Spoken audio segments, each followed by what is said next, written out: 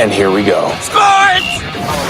I listen to you guys all the time. It's awesome. I'm in the mood for one of your classic anecdotes. Give yourselves a round of applause. All right, that's enough. Hey guys, there is someone I want you to meet. Dave Hooker Show with Caleb Calhoun on Off the Hook Sports.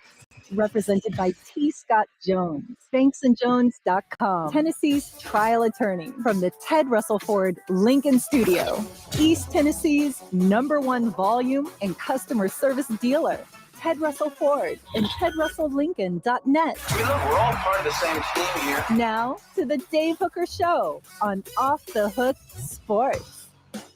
Here we go. Just so I don't forget, I'll just go ahead and start by saying, hello, Caleb Calhoun. How are you, sir? I'm good. How are you doing, Dave? Sometimes I forget that, and I just get rolling into the program. And I do want to thank Caleb for filling in yesterday without getting into specifics yet, because I will share everything.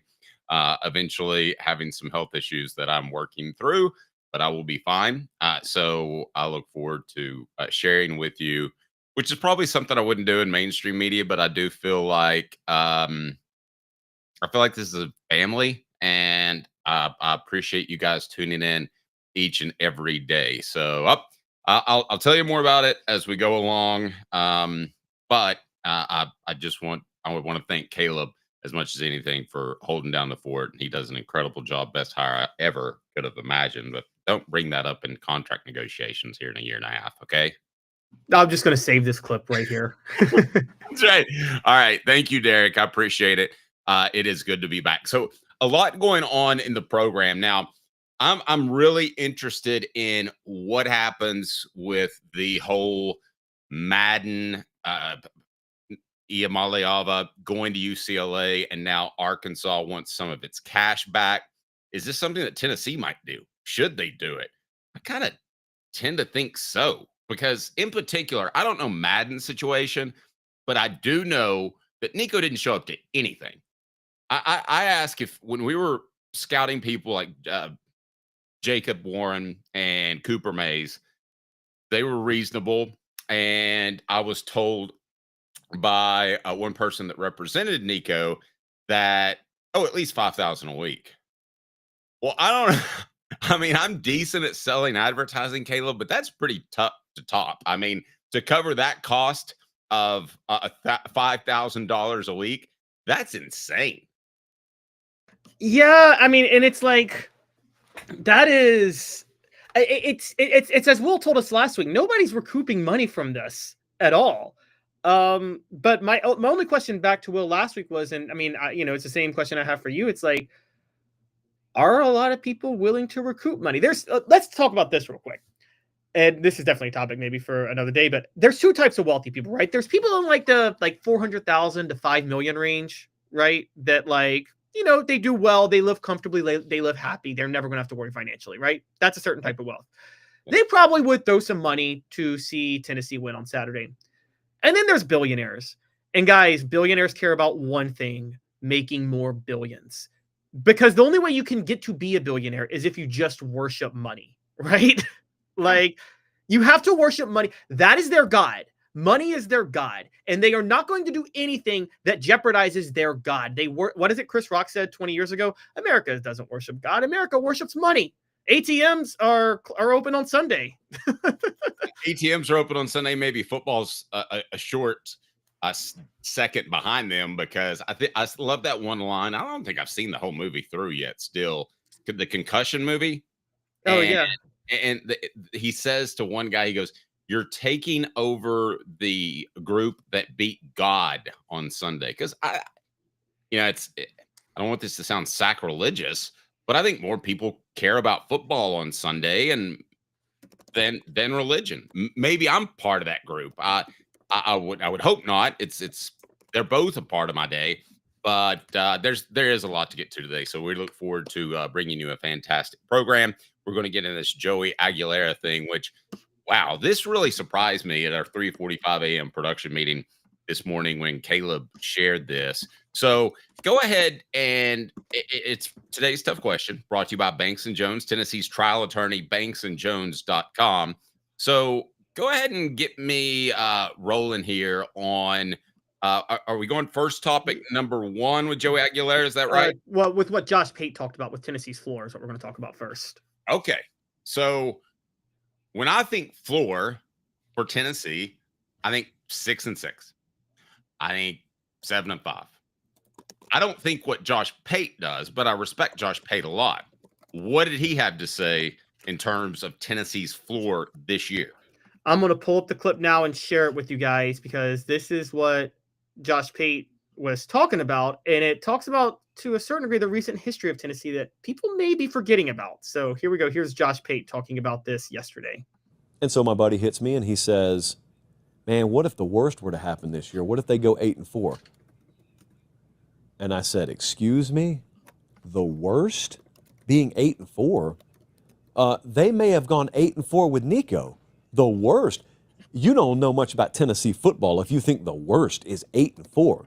This is a very, very new concept in the modern age. Tennessee having the audacity to fancy itself a perennial playoff contender. Like, you can criticize Josh Heupel or credit Josh Heupel. You need to understand he pulled you out of the wilderness, is what you need to understand. Tennessee football was an afterthought for a decade and a half because they couldn't get out of their own way. I want to share the rest of it, but I first just want to talk about that particular first comment and your thoughts on him saying that first. Go for it, sir.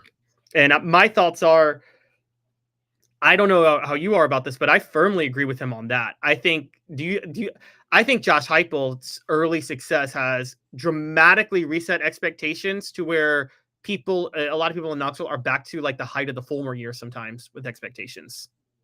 No, and that was such a crazy run that somebody wrote a book about it. And Tennessee was pretty much the second best team in the nation for a number of years. They just happened to be in the same division as Florida. Yes, exactly. And it was, I think people forgot, and you're right, before the 90s, there was a really dark period of Tennessee during the majors era. So I just wanted to share that because it's just to a point that, and you guys can comment on the message board, but I mean, are Tennessee fans delusional a little bit already because of the success they've recently had? Because I think it's possible. All right. You want to make that a poll question in addition to today's tough question? Yes. Let me play the rest of Pate real quick, and then I'll play the poll question. You go for it. And Josh Heupel came in there. They were in the playoff last year. You can remember them getting their skull crushed in by the eventual national champ, but you know what? They were there. Where was Alabama last year? Tennessee was there. So that's a new concept. So to sit there, and I had this conversation with my buddy, so I'm just reiterating what I said. 8-4 is not the worst case scenario. I think their win total is 8.5 right now. So no, the worst case is like a Florida State implosion. Okay, probably not that bad. But the worst case is you miss a bowl. That would be bad. Florida State implosion. But I'll take it a step further. I think missing a bowl game would be reprehensible. And we'll get to it today's tough question. You can phrase it however you would like. It would be our poll question as well. So go ahead and vote on that. Today's tough question brought to you by Banks & Jones, Tennessee's trial attorney, banksandjones.com. Today's tough question. Boom. You heard that. Now take it. The Dave Hooker Show with Calhoun. Represented by T. Scott Jones, banksandjones.com, Tennessee's trial attorney. From the Ted Russell Ford Lincoln Studio, East Tennessee's #1 volume and customer service dealer, Ted Russell Ford and TedRussellLincoln.net. Now to the Dave Hooker Show on Off the Hook Sports. Okay, so what is worst case scenario? And this is under the assumption that Joey Aguilar were to win the job. Is that what we're going with? Yeah, we're working with the idea that Joey Aguilar wins. By the way, I'm not blaming you. I did the same thing. It's Aguilar. I know your head goes to Aguilera because I thought Aguilera too, but I was a big Christina Aguilera fan, so it comes straight into my head. One of the best 4 or 5 voices in the history of music. I'll go ahead and tell you that. Totally agree. Aretha Franklin, Whitney Houston, right there. But okay, so let's look at this for a second. Aguilar, I apologize. Okay, worst case scenario is that the other 2 guys aren't good enough to hold him off. listen, if he comes in and he starts from day one, Caleb, with only a few months to get ready for the season, that's worst case scenario. That tells you that the McIntyre kid and the Merklinger kid aren't any good. I mean, that's a problem for your program long term. And I know he just has 1 year left, but then you're looking at next year and you're saying, I don't know that Merklinger or McIntyre can get it done because they couldn't beat him out, and you're back hunting another quarterback. But let's take a look at the schedule for a second. And I think Tennessee, with two of the quarterbacks, Merklinger or Aguilar, I believe they are an 8-win team. McIntyre, if he's that good where he benches 2 upperclassmen, then I think he's that good and he proves it, and Tennessee could win 10 games. I don't think that'll happen, but we have seen it before where Peyton Manning's taken over a program as a freshman because he had to, and they had success. But if it's Aguilar, I think in and of itself, they've got a problem, right? Yes. Well, I don't know if they have a problem. Look, because I'll just say this with Josh Heupel. I don't think Josh Heupel wanted Merklinger or McIntyre to start this year from the beginning. So I think he went and got Aguilar. I think this may or may not work out. We're going to talk about his track record with quarterbacks soon, but I'm not so sure this wasn't a Joe Milton situation where Josh Heupel is not even going to give McIntyre or Merklinger a chance to win the job in the fall and was never going to. And that's why he went for Aguilar. Because Aguilar is a 5th-year senior and it's a stopgap year. Well, that's surprising. Okay, I'm sure that he told Aguilar that, but he doesn't really believe that deep down. I mean, if Aguilar's a starter, goodness gracious, then you've done a bad job of evaluating quarterbacks, which we're going to talk about here in just a little bit. But here are the games that are a lock, I would think, right? Okay. ETSU, UAB. Yep. I know Mississippi State's in Starkville, but still, I think Tennessee has a higher level of talent. Arkansas is going to be here this year in Knoxville. I believe they win that game because of the revenge factor. Kentucky is Kentucky. Oklahoma's interesting to me because of obviously what happened last year. I think that they are a good football team, but not a great football team, and kind of a boring team offensively. So let's set Oklahoma to the maybe win category. New Mexico State, I'm at 6 right now. Vanderbilt, I'm at 7. Listen, I'll go in record. If Tennessee doesn't win 6 games this year and be bowl eligible, yes, there are still bowls, not just a college football playoff. I think there is no question that Josh Heupel should be on the hot seat, right? Yes. Oh, absolutely. He should absolutely be on the hot seat if Tennessee does not win a bowl game. I don't think an FSU style implosion is possible. So I'm not going there. Agreed. I did leave that as an option on the poll question, but I don't think that's possible. But I will say missing a bowl is possible. Not likely. Again, Josh Pate was just talking about the floor. So let me just go with the floor real quick. The worst possible thing happens to Tennessee, Dave. I don't know what that is, but the worst possible scenario plays out. Okay, and let me interrupt you for a second because I want to take injuries out of the equation. I have covered teams where injuries happen and a coach should get a pass because he just had too many people hurt. So that has happened. But injuries aside, go ahead. But, well, the only reason I bring up injuries is, okay, you cover the 2002 team. Remember that got wrecked by injuries that year, the injury bug bit? But they were so talented, they still managed to get 8 wins, because even with all their injuries. So, even with injuries, there's still a floor. So, I mean, what is, the floor when we think about the floor? Well, guys, when you talk about the floor, you're like, what is possible that is the possible worst-case scenario? All right, so let's talk about possible worst-case scenario. It's very possible they lose the opener to Syracuse, right? I mean, they're probably favored, but it wouldn't, this isn't like Appalachian State versus Michigan. No, and it's not Kent State, and it's not Chattanooga. So, I mean, I'll give you a little bit of that, but I would be very surprised, if not stunned, if Tennessee lost to Syracuse. Would you not? But yes, I would, but we're only looking at losses that are possible. When I say possible, I say there's a greater than 10% chance the other team can win. Okay, I can roll with that. By the way, Tennessee is a 22-point favorite against Syracuse. Right. So, again, I still think Syracuse is great. I think they're about 11%. Syracuse is 11%. ETSU. 12. Go ahead. Huh? Go ahead. Why not 12? You just at 11 was. Well, I'm saying I said greater than 10% chance that they could win this game. Oh, okay, gotcha. All right. Actually, I would put Syracuse at 30%, maybe 30, 35. Okay. But okay, ETSU, there is a 0% chance that Tennessee's losing that game. Tennessee is 100% beating ETSU. Okay, 1-1. Georgia, we don't have to debate that they could easily go start 1-2. UAB. So worst case scenario through the first 4 games is 2-2. Now you brought up Mississippi State. Look, I get your point. I think Tennessee will win that game, but this isn't what I think is going to happen. This is what I think could happen. I don't think it's impossible for Mississippi State to beat Tennessee in Starkville. I think there's a greater than 10% chance for that to happen. It's going to be a big part of their season because beating a Tennessee would be huge for the growth of that program.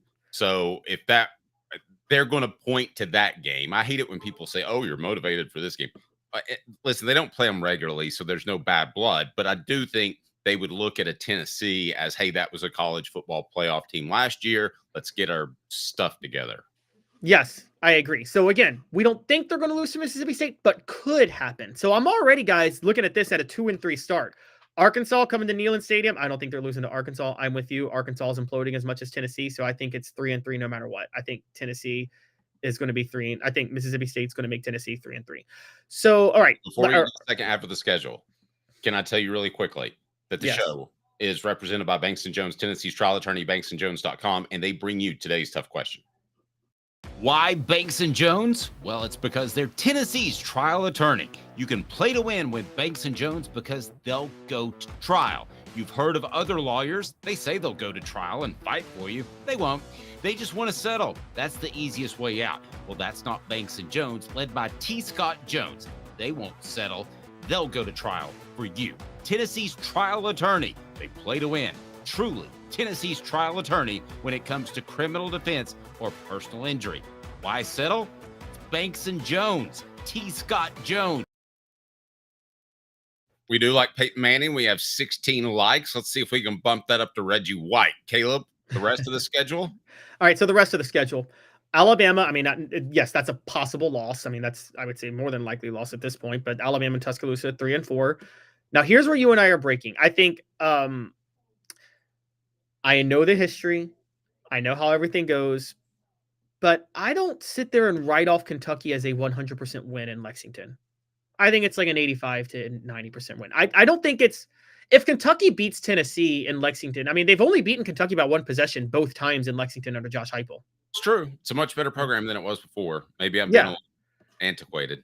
So I think Kentucky's a possible loss. I do. I think it's a possible loss. Oklahoma at Neyland, I'm with you. I think, again, that's a 50-50 game, but that means Tennessee could lose that game.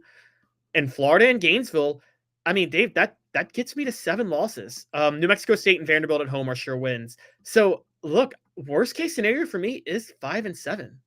I don't think anything worse than that is possible, but I do think 5-7 is on the table. Okay, I don't. I think 6, 7, and 8 are on the table, and maybe even 9. I probably feel about 9, like you feel about what, 5. You don't really think it's going to happen, but I think it could happen. Is that fair? Yes. I actually think. Look, if we talk about the max, and this is the crazy part, depending on how well Joey Aguilar fits in the system, and maybe he becomes great. I mean, Hendon Hooker did. Look, 11 wins could be on the table too. I know that's crazy, but 11 could be on the table. Like, it could go 5 or 11, honestly. So, well, and what if they have a quarterback that can actually be good from the get? And Nico wasn't good from the get because of the offensive tackles. We've talked about that ad nauseum. But if Tennessee's good from the get, then you're able to add layers to your offense. They couldn't add layers. You know what the layer was? It was 2 tight ends to save Nico's hide. I mean, that's really all they could do. They couldn't do a bunch of different things, run some 5 wide every once in a while, do some other things. They were severely limited at the offensive tackle position. So, all right, if Tennessee goes 5-7, where are the Vols in terms of their head coach? I think Josh Heupel's seat warms up, but I think Josh Heupel has goodwill past this year no matter what because of the Nico situation and because of next year. Provided, I mean, you have to factor this in now. You can't just go on-field results. Provided Josh Heupel keeps all the key players on the team after 2025. And Dave, that's a big if because if they go 5-7 in 2025, that could more than anything spur players to hit the transfer portal, right? Sure. Yeah. I would rather. That's why I thought the move by Nico and Madden was just so stupid, because I would rather play for a program. Well, maybe not as much Arkansas, but I'd rather play for a program with more national standings and a chance to make a run. UCLA's not going to win a national championship. No, I agree. And here's the other side to it. You may have players at the transfer portal because, Dave, if Heupel goes 5-7, I think it's a safe bet those NIL funds dry up from some of those boosters, right? They're not going to want to pay for that. And I've wondered aloud to myself, which I guess wasn't allowed, but I've wondered, did Danny White put that talent fee in there, which rubbed a lot of the old boosters the wrong way? Did he put that out there just because he knew there's a chance that this NIL money is going to drop? Because I'm here to tell you, before long, and I'm hearing within the next week, the Congress thing, they're going to legislate all this. So what's going to happen is you have roughly 130 players on your team right now, 85 scholarships, and then a bunch of walk-ons. Well, you know what the school wants? The school wants it to be a hard cap at 105. They don't even want to spend money on walk-ons. So when that goes to 105, you better have your ducks in a row, because an injury or here or there, I mean, you got to consider out of 105, a quarter to 30% are freshmen and not ready to play. So what happens if you have a quarterback go down or you have a player go down? So listen, if I've never called for a coach's job, not once. I haven't been in the position to. If you think about my career, I covered Philip Fulmer. Obviously, he was successful. I do think that if he had not hired Dave Clawson, that he would have ended up having success again. I thought he deserved the chance to rebuild it, but I love the Lane Kiffin hire. And obviously, I didn't put him on the hot seat because he wasn't around the seat long enough. So I've never called for anybody's job, but I'll go ahead and tell you, if Tennessee goes 5-7, we come on this show in the post-game show after the last game and we say, you may not, but I'm like, you need to make a change like soon. And if you don't do it after this particular season, you had certainly better do it after 2026. Let me tell you, 5 years is enough time, if you do things the right way, to build a really, really good roster. And if you can't do that, adios. No, I totally agree with you on that. And adding to your point on that, it's not so much, and this is something that needs to be brought up, Dave. A lot of times you have to fire coaches. It's not about how good or bad of coaches they are, but the narrative and the momentum surrounding the coach matters, because it's not so much whether or not you think Heupel could right the ship. It's that the narrative surrounding Heupel is going to make it impossible for him to get the talent in, right? I mean, let's be honest. Half the reason you just talked about Fulmer, half the reason Fulmer was fired, the sentiment that the program had become stale was killing it in recruiting, wasn't it? Absolutely, it was. And because of that, they had to move on from Fulmer, I feel like, because I don't think after the Dave Clawson hire, Dave, I might break from you a little bit. I know he had Taj Boyd, they were targeting Cam Newton, and they had Bryce Petty committed. But don't you think the long-term impact was still like the ship was just going to keep sinking, even if it sank less slowly? Oh, I went to the press conference and I said, this isn't going to work. I mean, Yeah. I knew it from the get.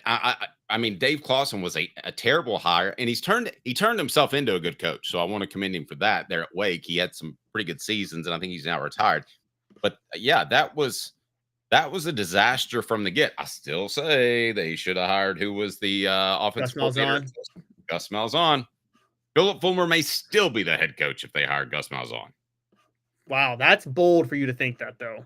That's that's an exaggeration. I mean, I don't think Philip wants to coach anymore, but he definitely would have had another run at it, and he would have.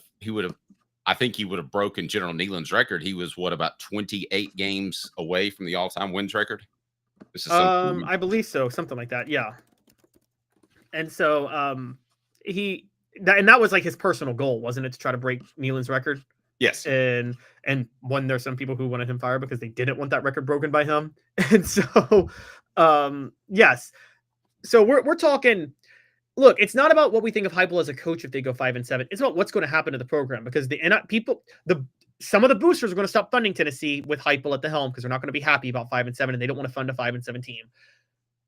Some of the players are going to be unhappy about the state of the program, and NIL funds will dry up. There's going to be a mass exodus in the transfer portal. It's going to be really hard to recruit. What are you going to see then? You're going to see a 5-7 team that lost a ton of players and that didn't recruit well. I mean, what else do you need to think you're going to have to fire him at that point if they go 5-7? Wow. I mean, I hadn't thought about it, and it surprises me that Josh Pate said that. But if they're 5-7, I wouldn't be opposed to a coaching change after this season. I wouldn't wait around for 2026. You know what that reminds me of? And this is way before your time. When everybody said, Wade Houston, give him another year, just one more year. You know how many games he won the next year? 5. 5 games. That's exactly what it reminds me of. It would be that sort of tenor and that sort of feel around the program. And don't underestimate that. It's not all about wins. It's a little bit more than that. I tell you what, I want to tell you about Double D Piping. 30 seconds. When we come back, Caleb, we are going to get to the Vegas odds on the Vols. Are you hot or cold? Brought to you by City Heating and Air Conditioning, cityheatandair.com. Double D Piping provides full-service fire protection on any scale. From residential homes to government facilities, we can assist any customer through design, fabrication, installation, inspection, and demonstration of fire suppression systems. With 30 years of service across 5 states and a full staff with over 40 years experience, our quality can't be beaten. Don't get caught watching what you could have prevented. Call Double D Piping. All right, so tell me, Caleb, what are we hearing on the poll question? What are you hearing via the message board?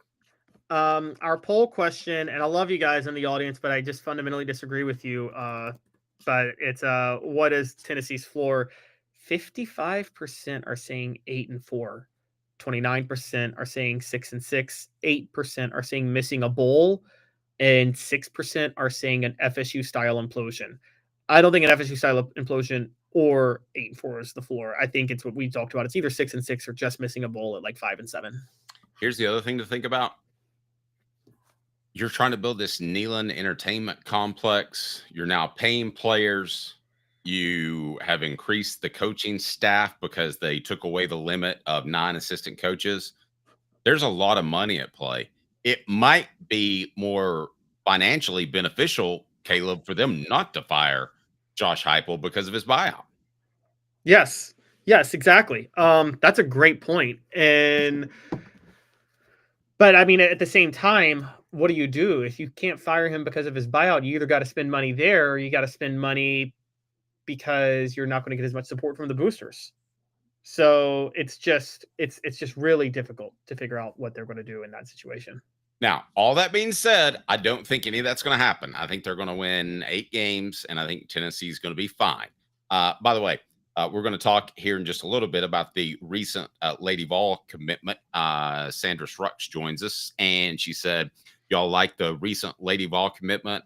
Yeah, I think she's really solid, and we'll talk more about that. So hang tight. If you haven't hit that like button, we'd greatly appreciate that. And if you haven't subscribed, do it. A record month because of Nico, so we certainly appreciate Nico for doing that and being a jackwagon of the entire Tennessee fan base, I guess. All right, it's time for Hot or Cold, brought to you by City Heating and Air Conditioning, cityheatandair.com. Integrity matters. 50 years in East Tennessee. A couple of thoughts. Let's start with Joey Aguilar. His Heisman odds are plus 4,500. That means you lay down 100, you win 4,500. Caleb, is that higher or lower than you thought it would be? It's actually higher than I thought it would be. Now it is looking at it here. 1, 2, 3, 4, 5, 6, 7, 8, 9, 10, 11, 12, 13, 14, 15, 16, 17, 18, 19, 20, 21.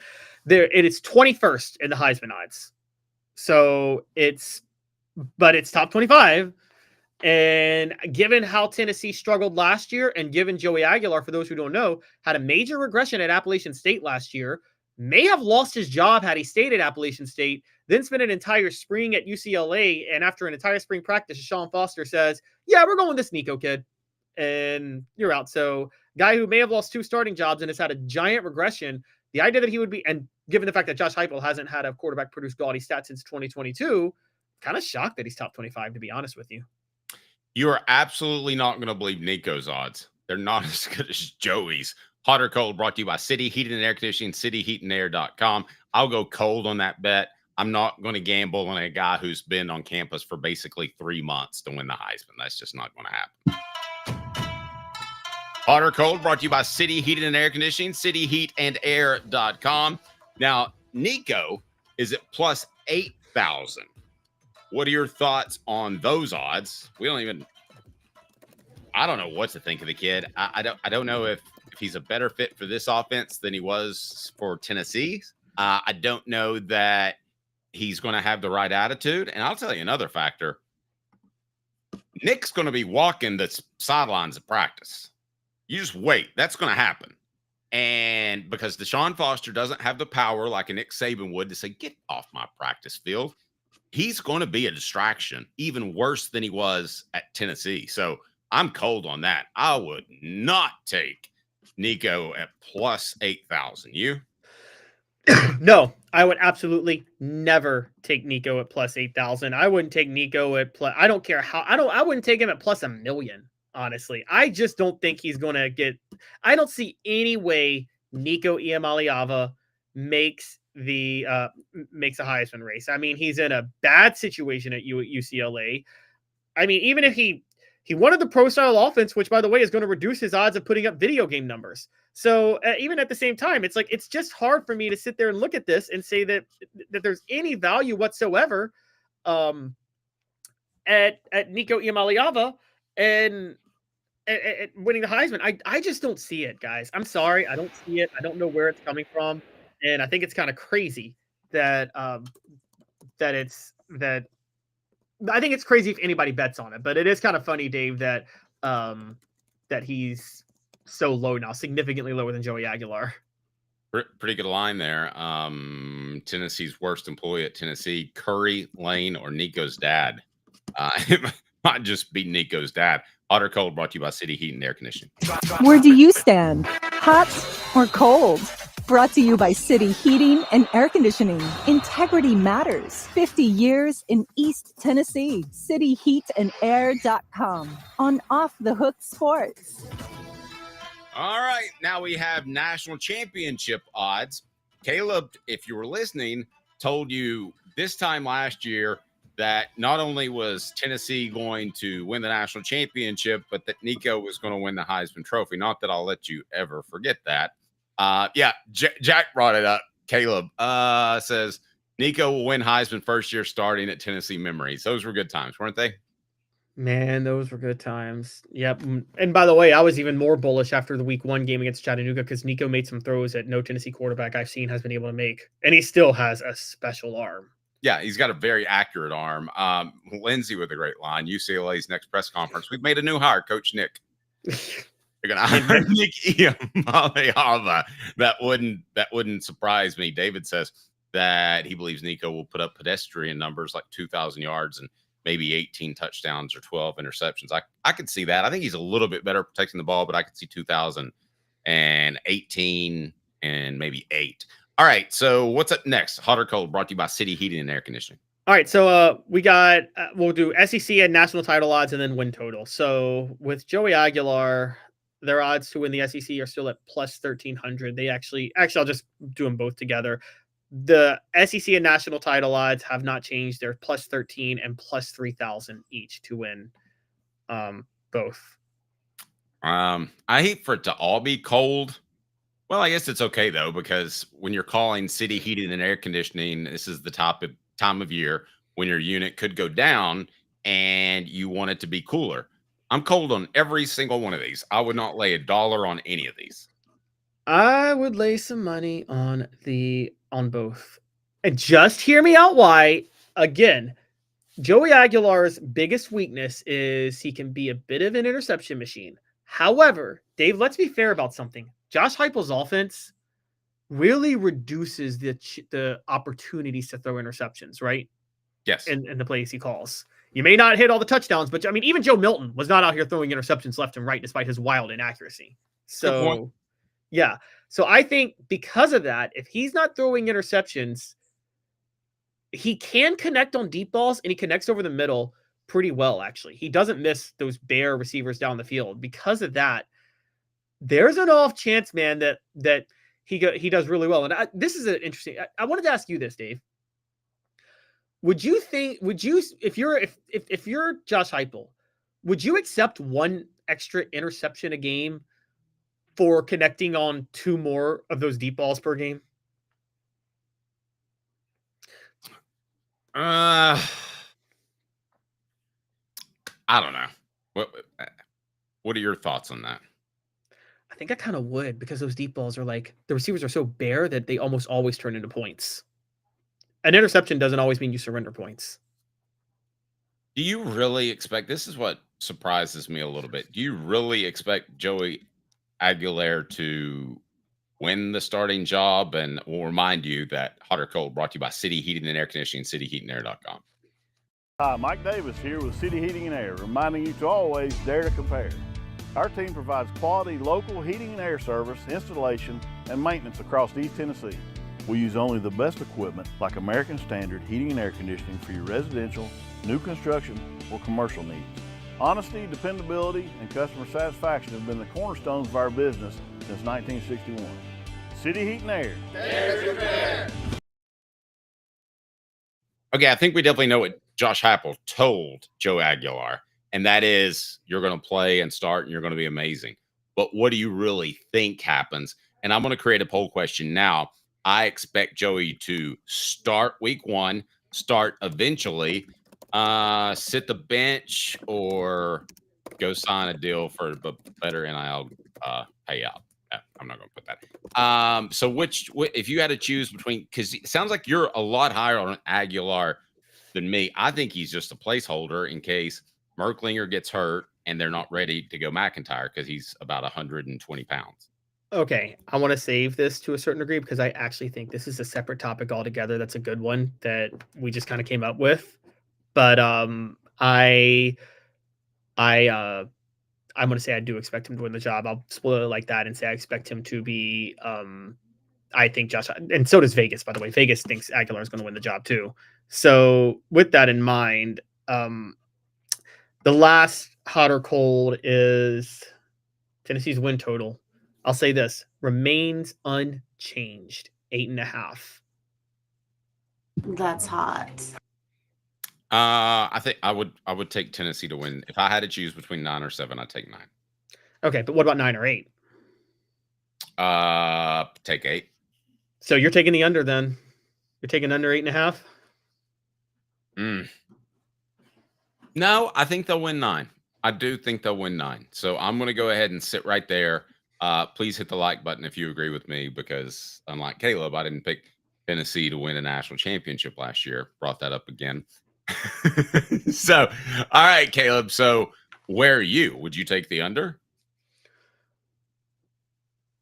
I would take the under right now. I would. They went 8-4 with Joe Milton. They haven't done any. The years they play Florida and Alabama on the road are the years they. Here's the problem. Florida and Alabama are kind of your circle games that you try to win, or that are 50-50. And when you get them on the road, it's tough. It doesn't matter where you play Georgia, because you almost just write that off as a loss, right? And so getting Georgia, get past that at some point. If we're writing it off as a loss 3 years, 4 years from now, like you wrote off Alabama as a loss, then Tennessee needs to set their goals higher and go hire another coach. Maybe Bill Belichick wants to make a move. Okay, well, I'm only half joking on that. Okay, I get your point on that, but I think this year is another year where you're going to have to write off Georgia as a loss, right? Given the quarterback situation. Yes. So now, Georgia's quarterback situation ain't $2,000 either. Yeah, but Georgia's got talent everywhere else. Like, I think the way you could beat Georgia, is you make sure you ball out offensively, like the way Tennessee beat Alabama a couple years ago. Although I say that when Bryce Young absolutely probably outplayed Hendon Hooker, it's just Tennessee outplayed Alabama everywhere else. Did you just give me the coach response when you ask a coach, you say, so what do you do to win the game? And they say, score more points. I mean, offensively, yes, they have to explode. How many points would it take to beat this year's Georgia team? I'm going to say 32. 41. Wow. I think you got to get to 40. I think you got to cross 40. That's a lot of points against that defense. I'm not sure that's going to happen in my lifetime. Stat of the day is now, and it's brought to you by our fantastic friends at Ted Russell Ford Lincoln. Go to tedrussellford.net, tedrusselllincoln.net. Know that you will have the best buying experience that you could possibly imagine. You'll drive off that lot thinking, man, that was easy. That was fun. That was awesome. I absolutely love my Jeep, but they've got the Broncos. No tariffs are on any of those vehicles. So now is the time to get down there in the Parkside Drive location or the Kingston Pike location and make sure you buy that vehicle before the tariffs could be out. No tariffs. I'll say it again. No tariffs. TedRussellFord.net, TedRussellLincoln.net. Like a blast from the past, the Super Dealer is back. Look to the skies, Knoxville. The Super Dealer is fighting for price, service, and the American made. Ted Russell Ford is East Tennessee's #1 volume Ford dealer. Save up to $4,350 on a new Ford F-150 XLT or get into a new Ford Ranger XLT with no payments for 90 days. Come see the Super Dealer today at either Ted Russell Ford location. Stat of the day. They never lie. Or do they? Stat of the day. The Dave Hooker Show with Caleb Calhoun. Off the Hook Sports. All right, what is our stat of the day today, Caleb Calhoun? Okay, so our stat of the day is about it relates to Joey Aguilar, funny enough. So we're gonna have a little fun with this, Dave. Joey Aguilar would be if he were to start, would be the first quarterback to start for Tennessee who went to junior college in how many years? And who was the last one to do it? Okay. Last to start out of junior college? Not straight out of junior college, because Joey Aguilar did play at Appalachian State last year, but the last to start who had ever gone to junior college. It would have been Cam Newton, but Lane decided not to recruit him. Who is it? Matt Sims. Okay, let me ask you this. If 15 years. Okay, let me ask you this. Would you put Matt Sims and just because they're brothers and who's the kid that Rick Clausen? Would you put those Matt Sims? Good job, David. You got it. Would you put those two quarterbacks on the same level? No, because Matt Sims actually has NFL money. He went to the NFL and he actually signed with the Falcons for a minute. My question for you is, what about AJ Suggs? AJ Suggs did underthrow things a lot. I put Rick Clausen closer to Joey Matthews level. I mean, look, field. Rick Clausen had the worst arm I've ever seen a quarterback have. And if Les Miles and Bo Pelini had any brains whatsoever, there is no way in heck Rick Clausen has ever talked about the way he's talked about right now. But he had that one game at LSU where he let it come back because of the worst coaching I think I've ever seen a coach on the other side do. And so Rick Clausen just had the worst. Matt Sims actually had a decent arm. You cover those practices. When you say the only reason Matt Sims' arm looked so bad is because he was practicing next to Tyler Bray, who had a gigantic arm? No, it wasn't great. I mean, it was not a good arm.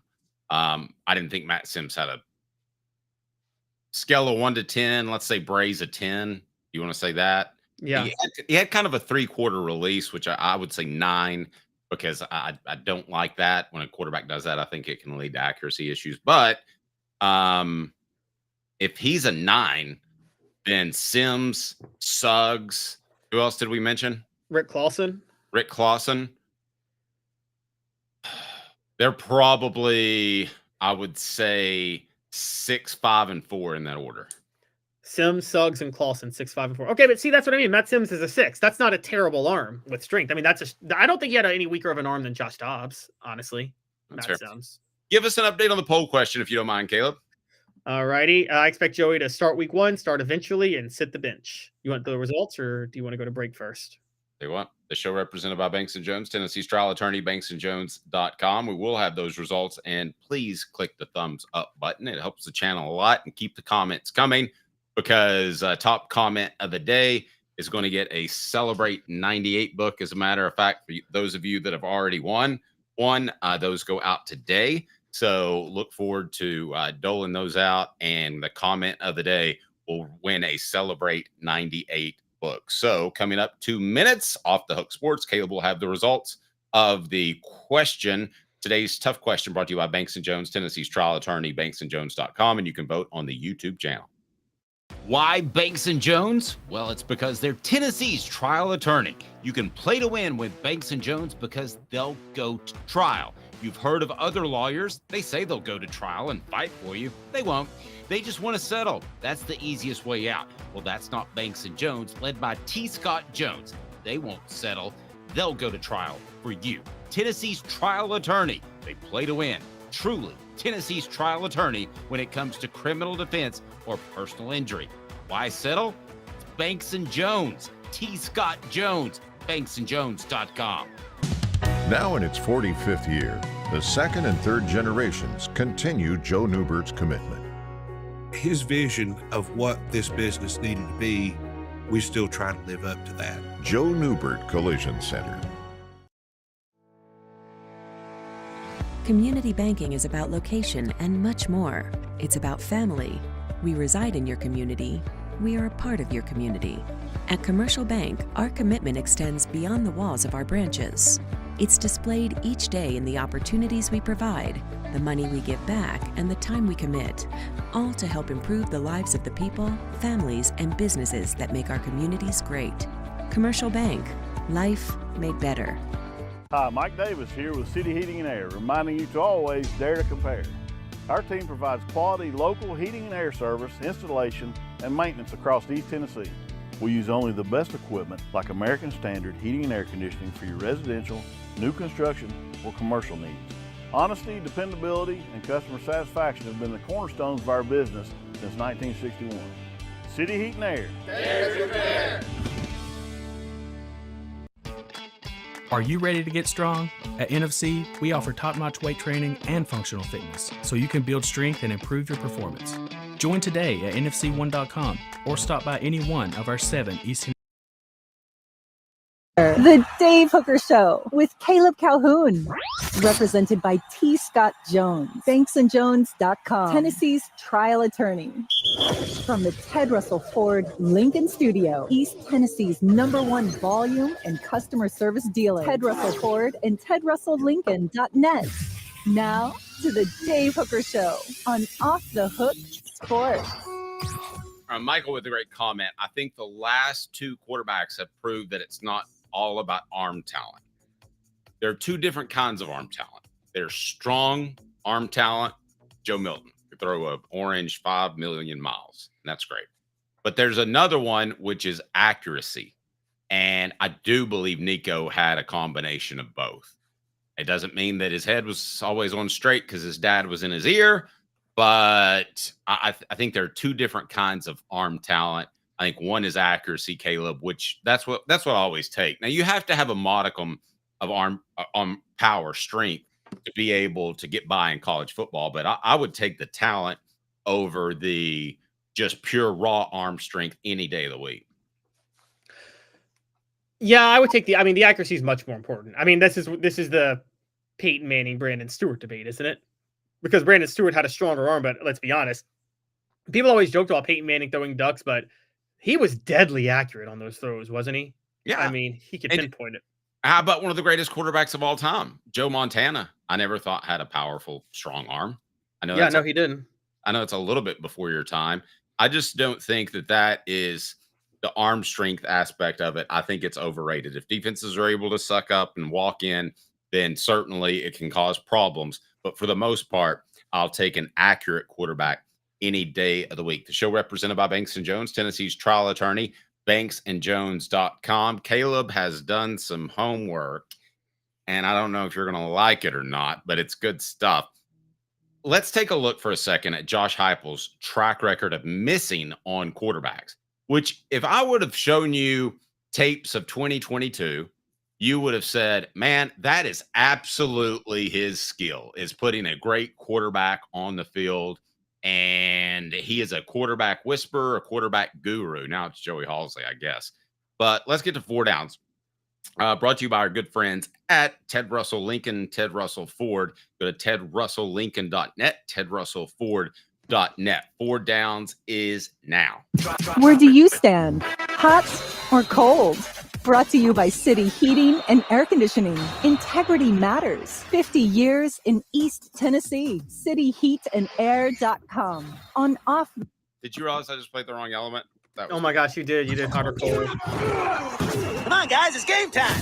4 downs. Can you count? 4 downs. 1, 2, 3, 4.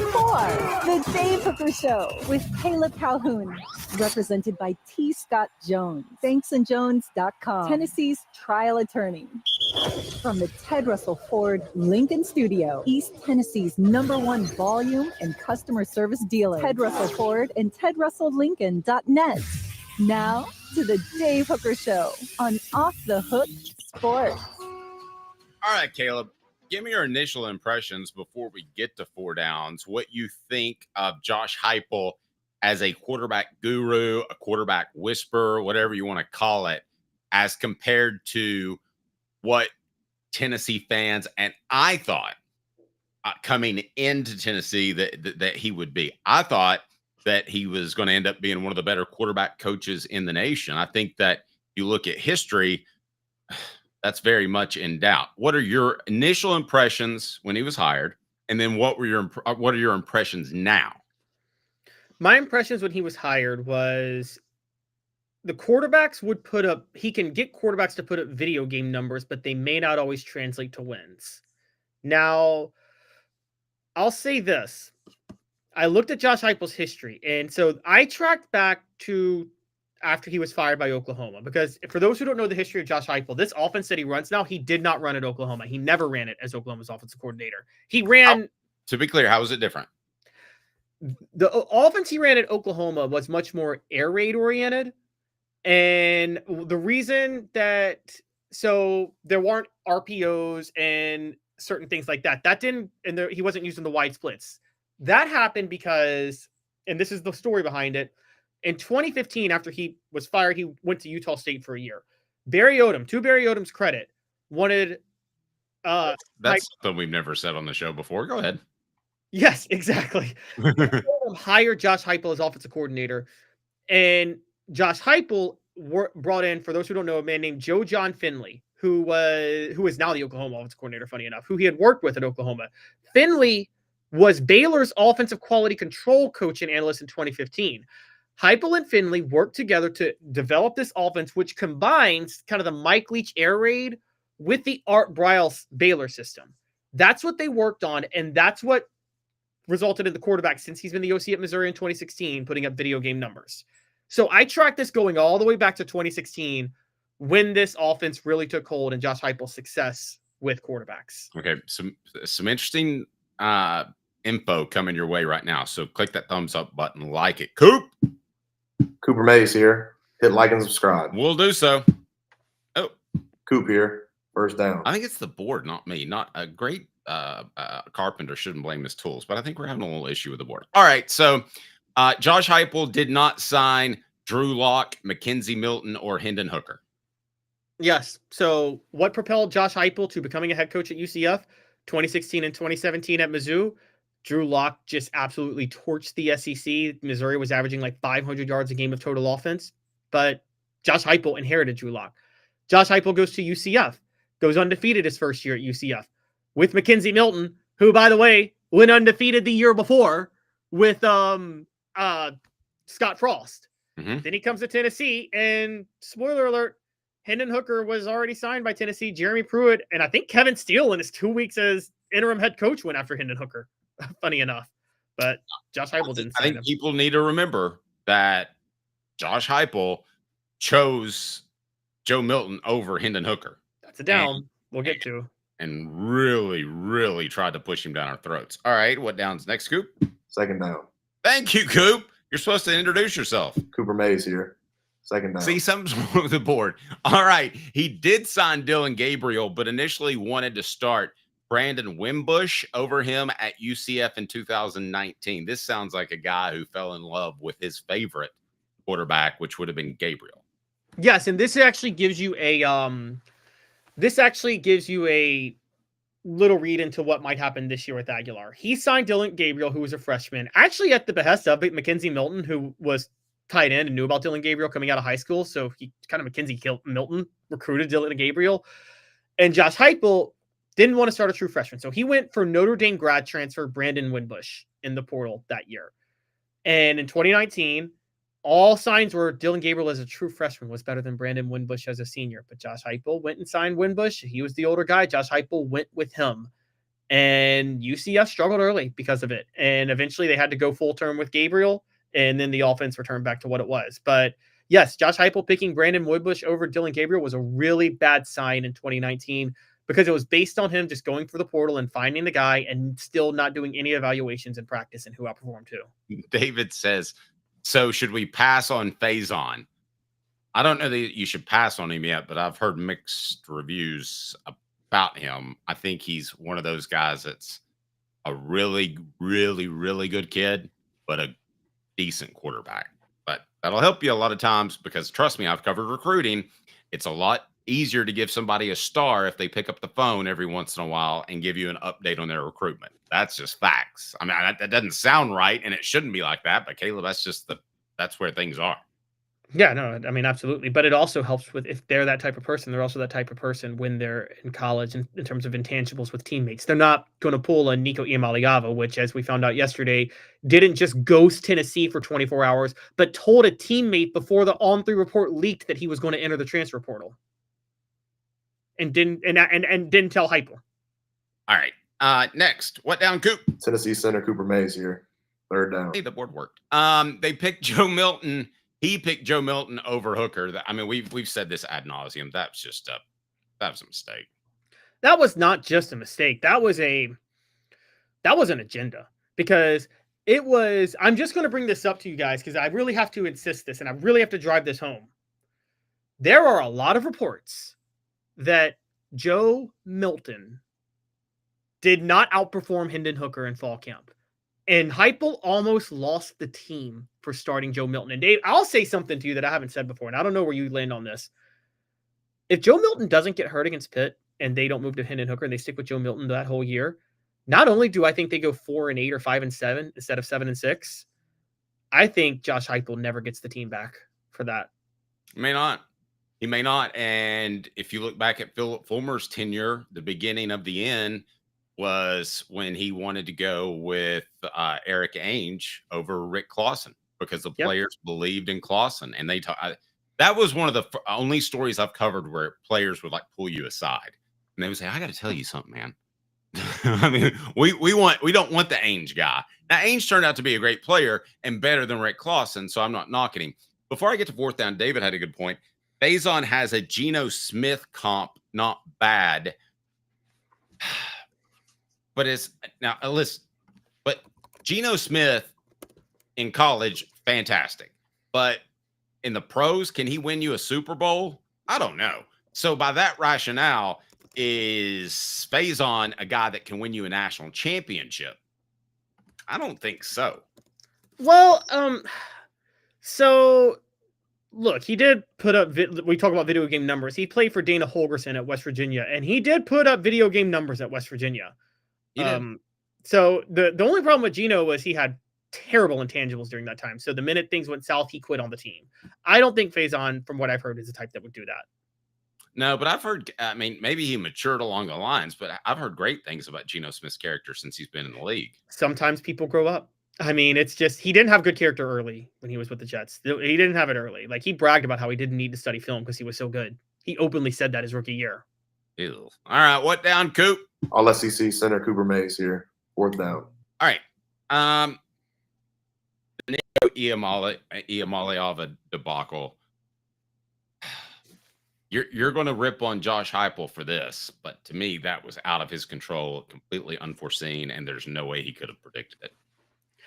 I agree. It's okay. Here's how I'm going to tell the story.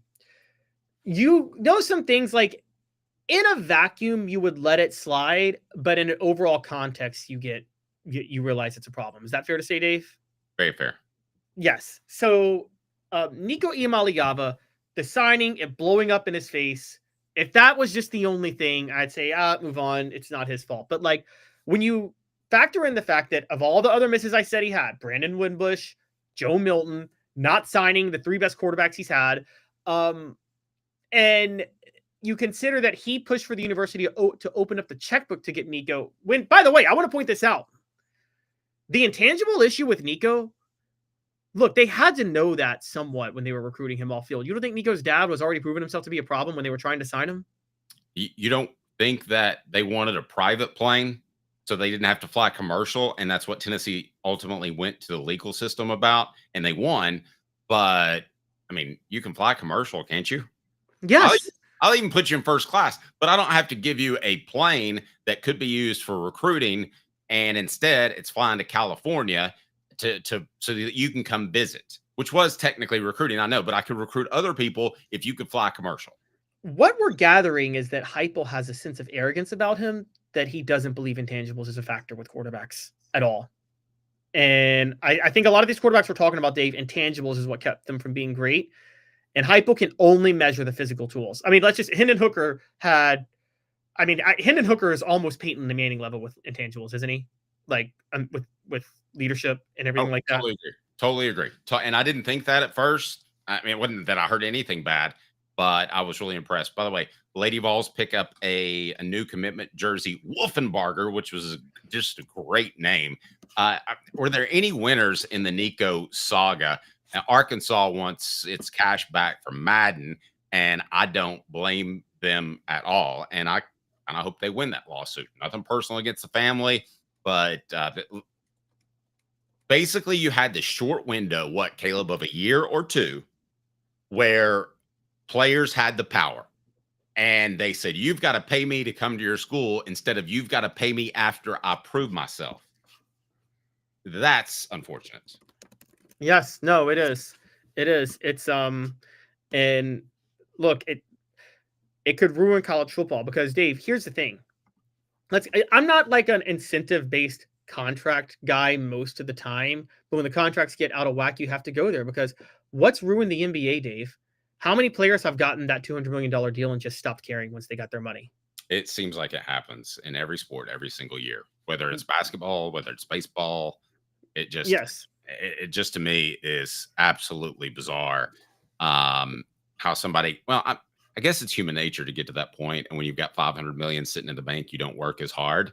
But to me, that sports is not about making a bunch of money. It's about winning championships. I know players that didn't make $1 in the NFL, didn't make $1 from NIL because it wasn't around.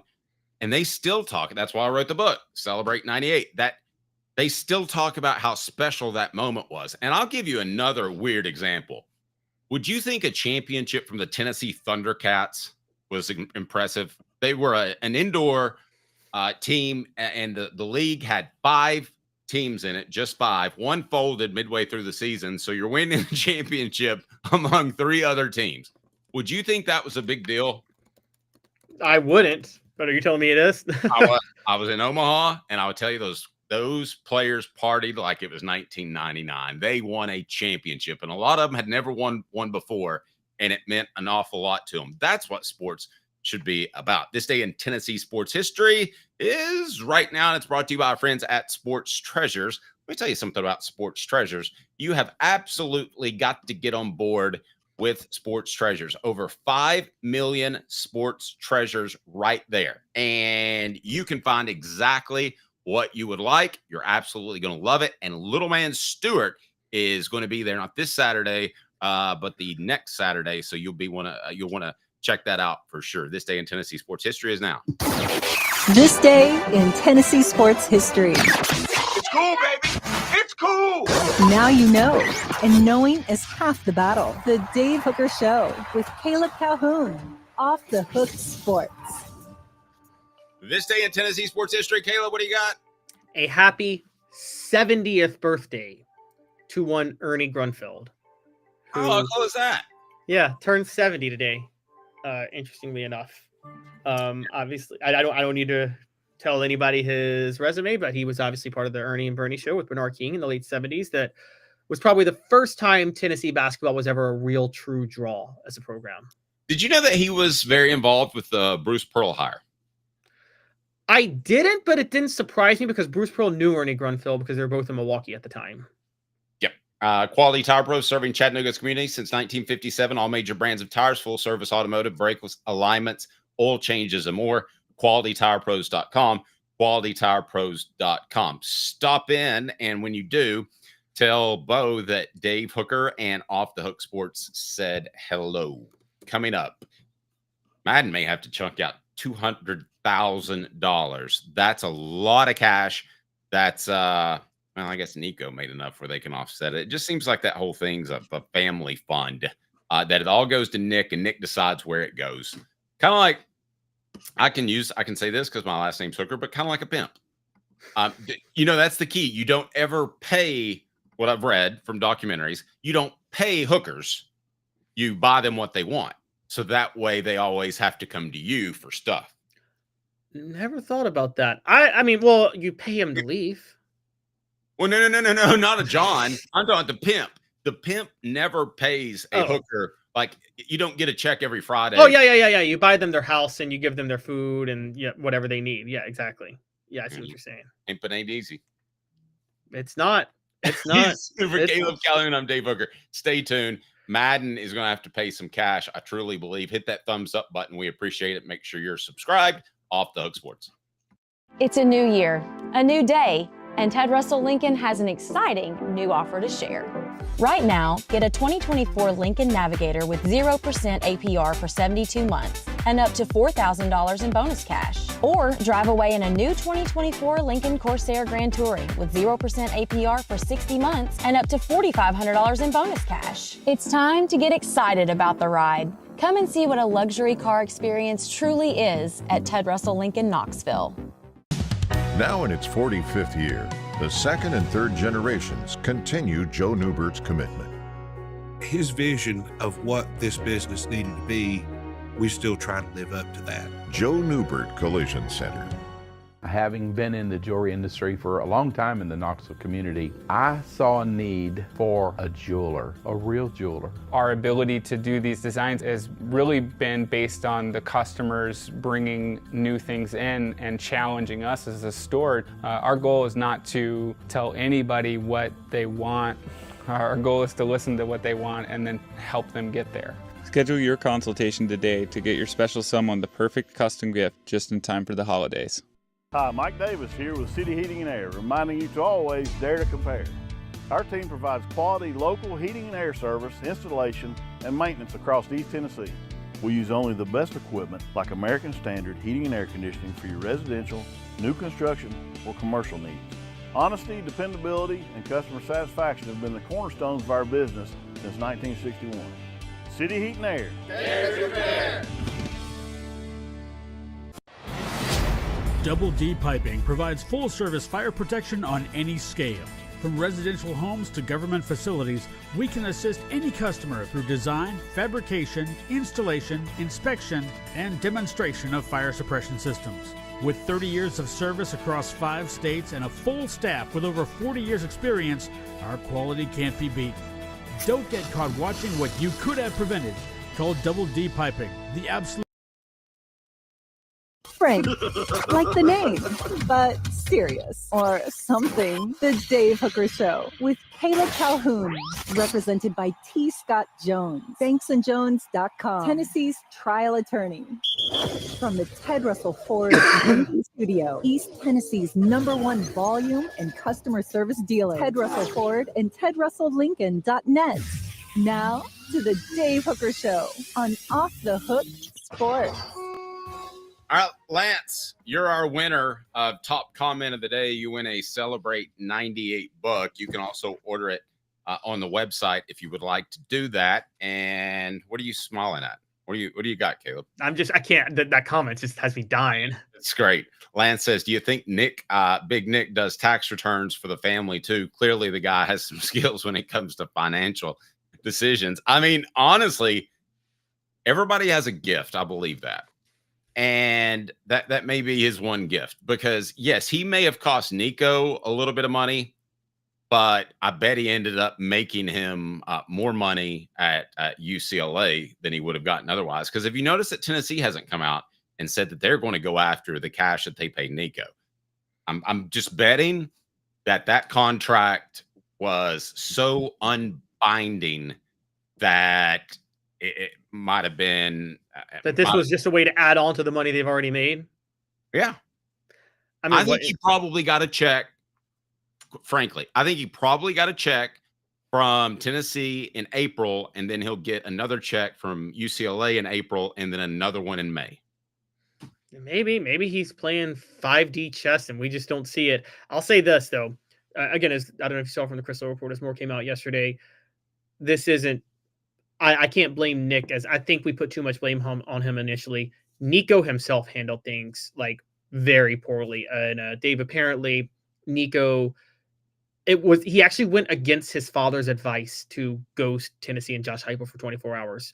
But he said he felt hurt. And here's what he said. I kid you not. Here's how the storyline goes. Wednesday, remember the On3 Report leaks Thursday after we do the show? Yes.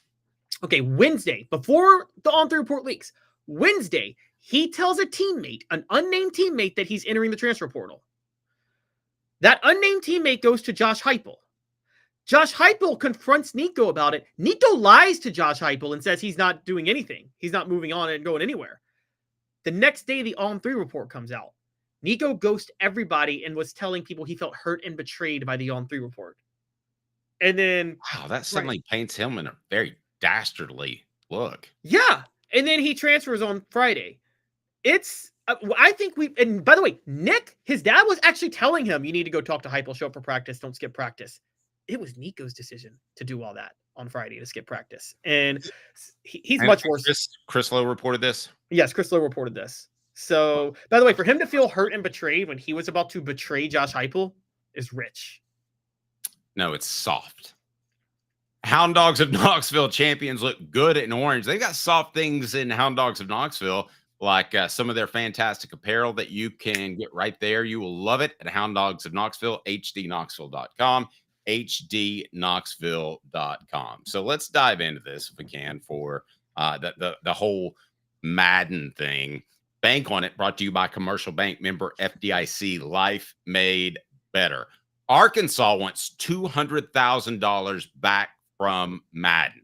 Does this save the NIL or is it permanently broken? And by permanently, I think the courts, from what I'm hearing, are going to make a ruling by the end of next week.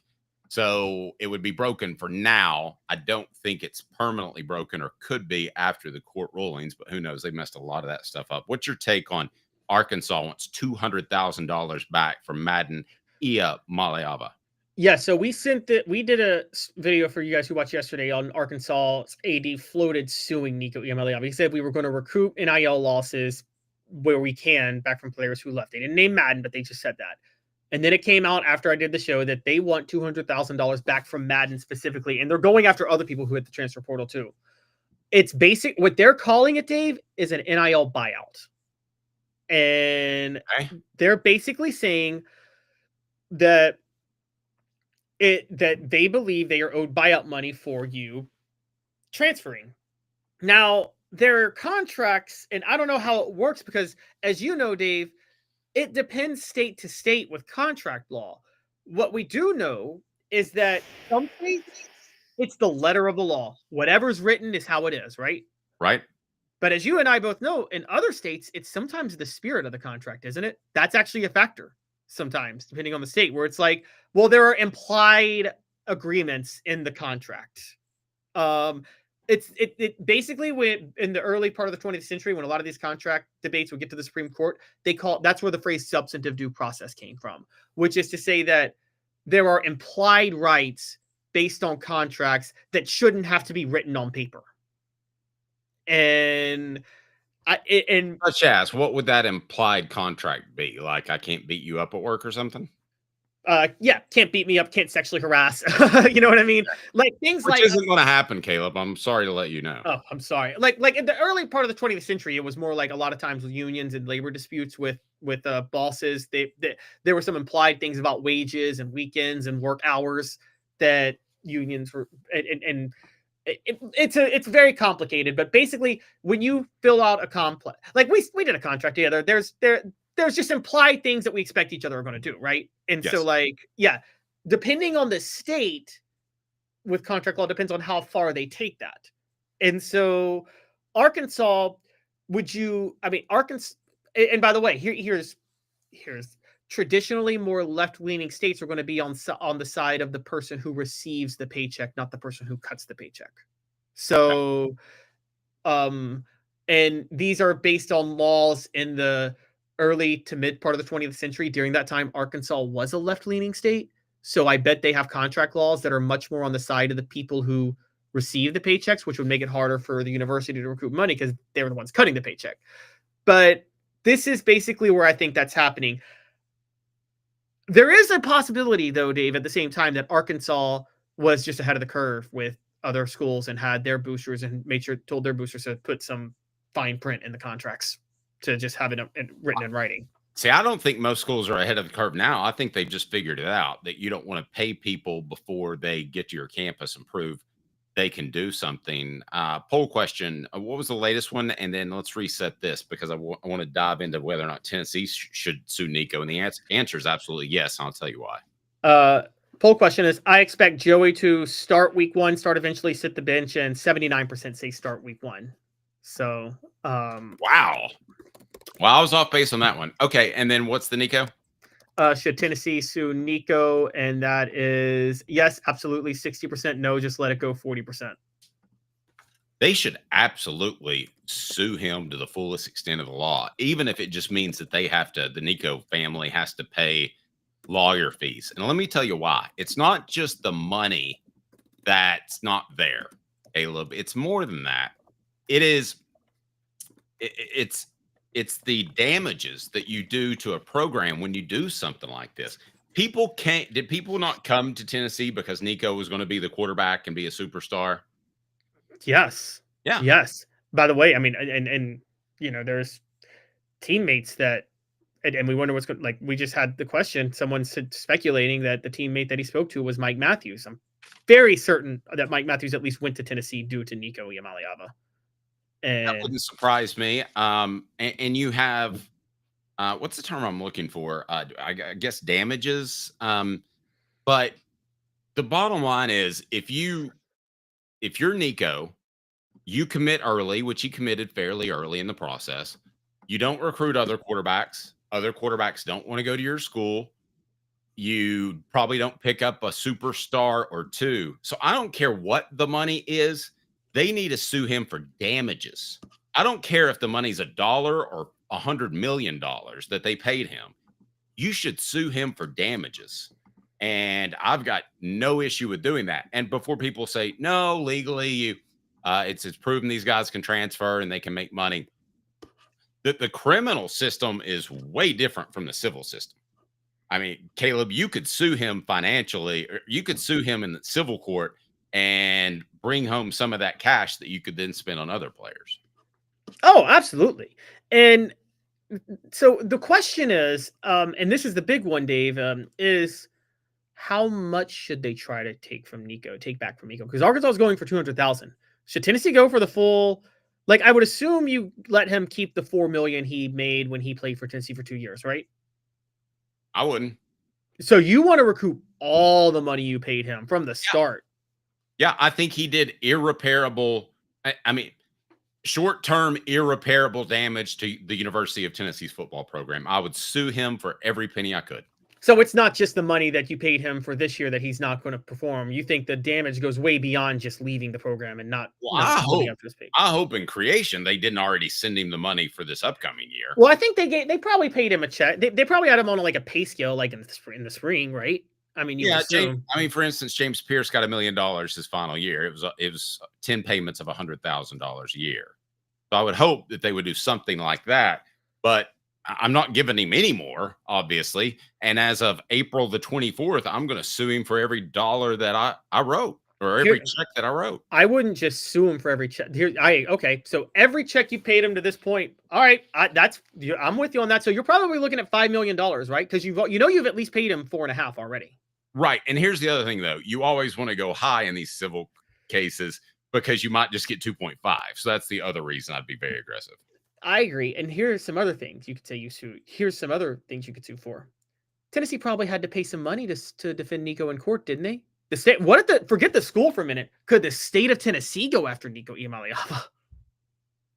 and say that they had to spend they spent taxpayer money on a lawsuit to protect his right to get paid. I will tell you something, and be on that private plane. I will tell you something.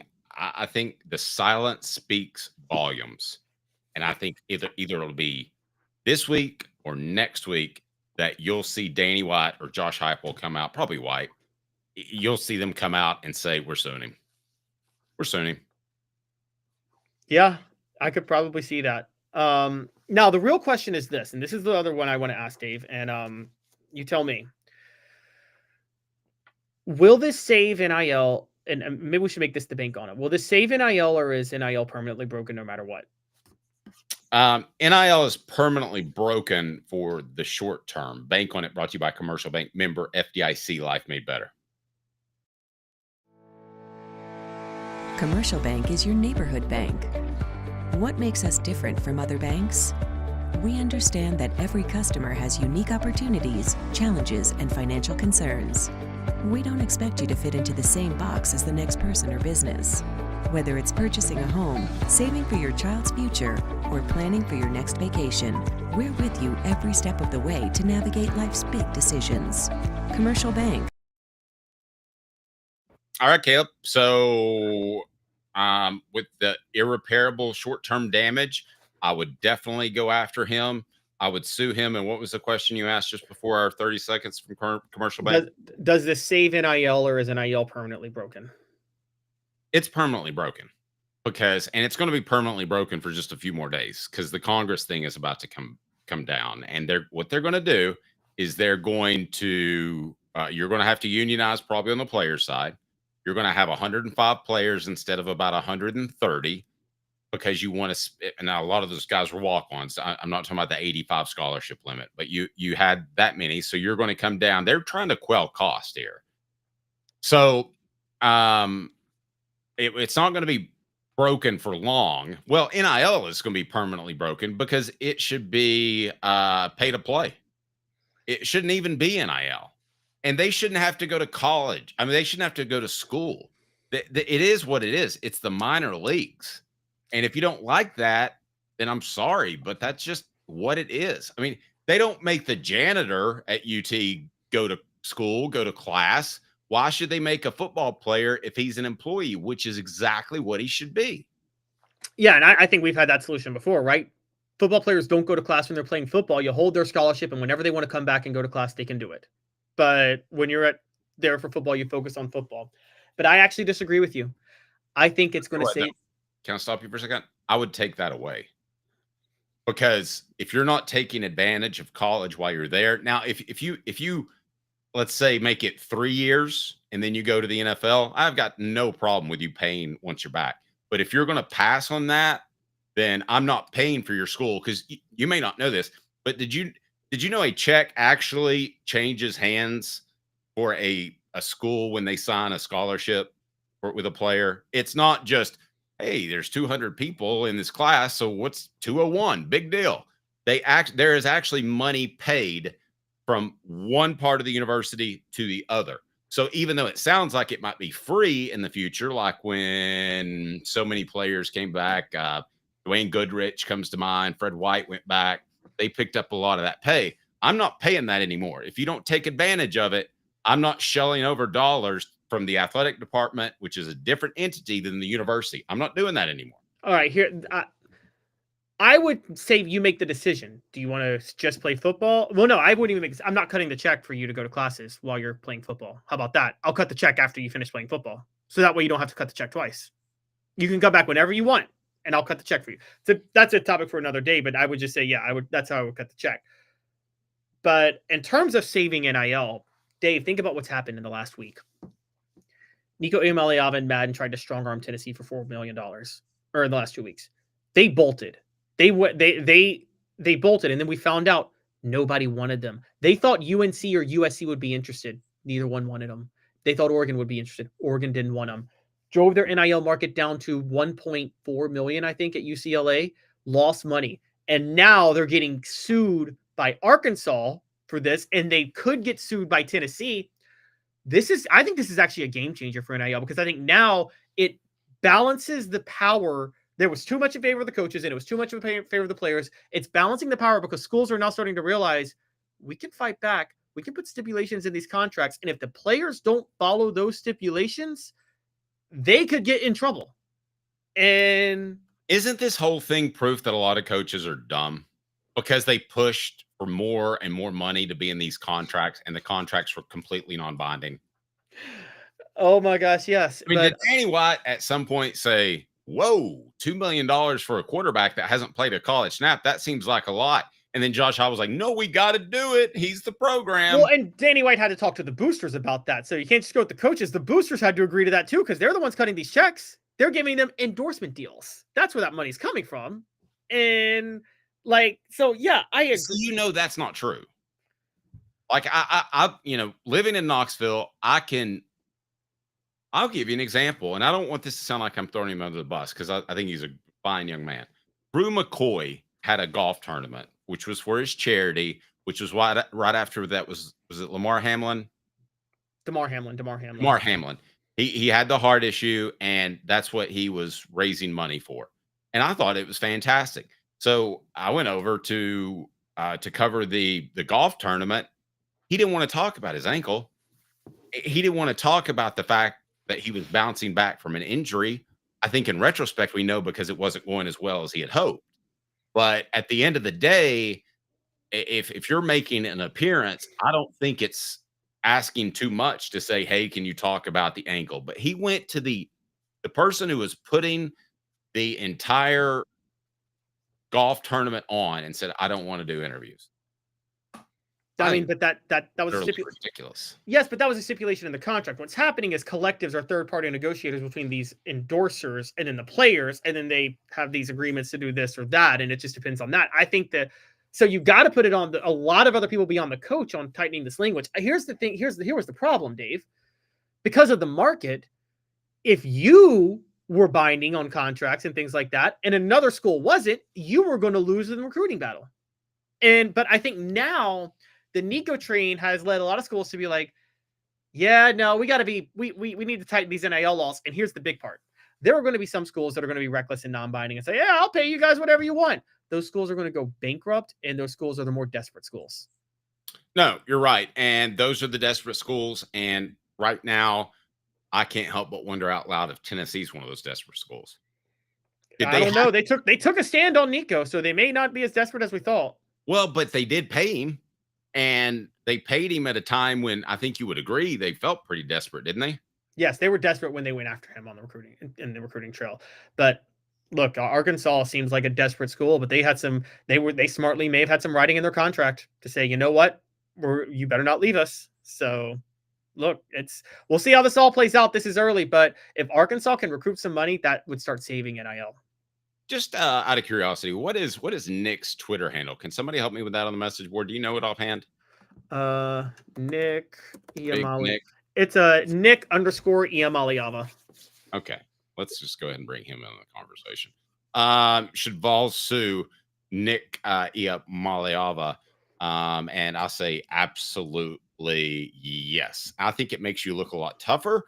Now, the flip side is, does that hurt you in recruiting? And you'll hear me go back to recruiting because I think it's the lifeblood of every program. But if you sue him, do other recruiters use it against you? I mean, I don't think so, because I think Arkansas doing what they're doing. I think, look, this is why I said NIL is being saved. There's a collective effort by schools right now to fight back. That's why USC and UNC just openly didn't entertain Nico once he got on the market. Okay, but this is all going to be fixed here shortly. I do believe that. But again, I don't know how much you sue him for, but I would definitely sue him for something. So we'll go ahead and tag him to this topic so that he can read about what we think about Nick Iamaleava. And I think everybody knows that we're not fanboys here. I'm just talking from a business perspective. I would totally sue him. Totally sue him. Wouldn't even think twice about it. I'm surprised 24% of the people in our poll question think you shouldn't sue him. Please, somebody give me a reason why you shouldn't sue the Iamaleavas. I just, what? Even if you don't even win, make a point. Yeah, I mean, you make a point, you tell schools, you tell recruits you're not going to be pushed around. Now, the flip side, I would say, my opinion is Danny White wants to sue them, but Josh Heupel's like, easy, because you don't want to hurt yourself in the recruiting. Yeah, you're worried about the recruiting. I totally agree with you. That's probably the biggest thing. Yeah, I mean, Arkansas has Sam Pittman. He's not the brightest bulb in the box. I mean, no, this is their athletic director making this decision. Let's call it what it is. Well, you at least call the coach and ask. Yeah. I mean, you at least say, what do you think? I might sue this guy. What are your thoughts? And then if the coach says, please don't, especially not for 200,000, 200,000's paltry compared to what Nico was making. No, I agree. Look, I agree with you on all of that. But like, I think that's the point, is to try to recoup some money back.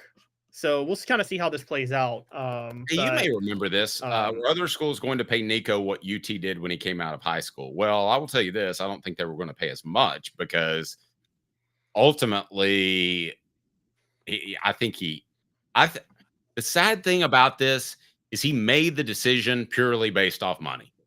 He didn't base it off playing in the SEC, playing in front of 100,000 incredible fans, having an opportunity to win a championship. He made this all about money. That's what we have learned about Nico. So were other schools going to pay Nico what UT did when he came?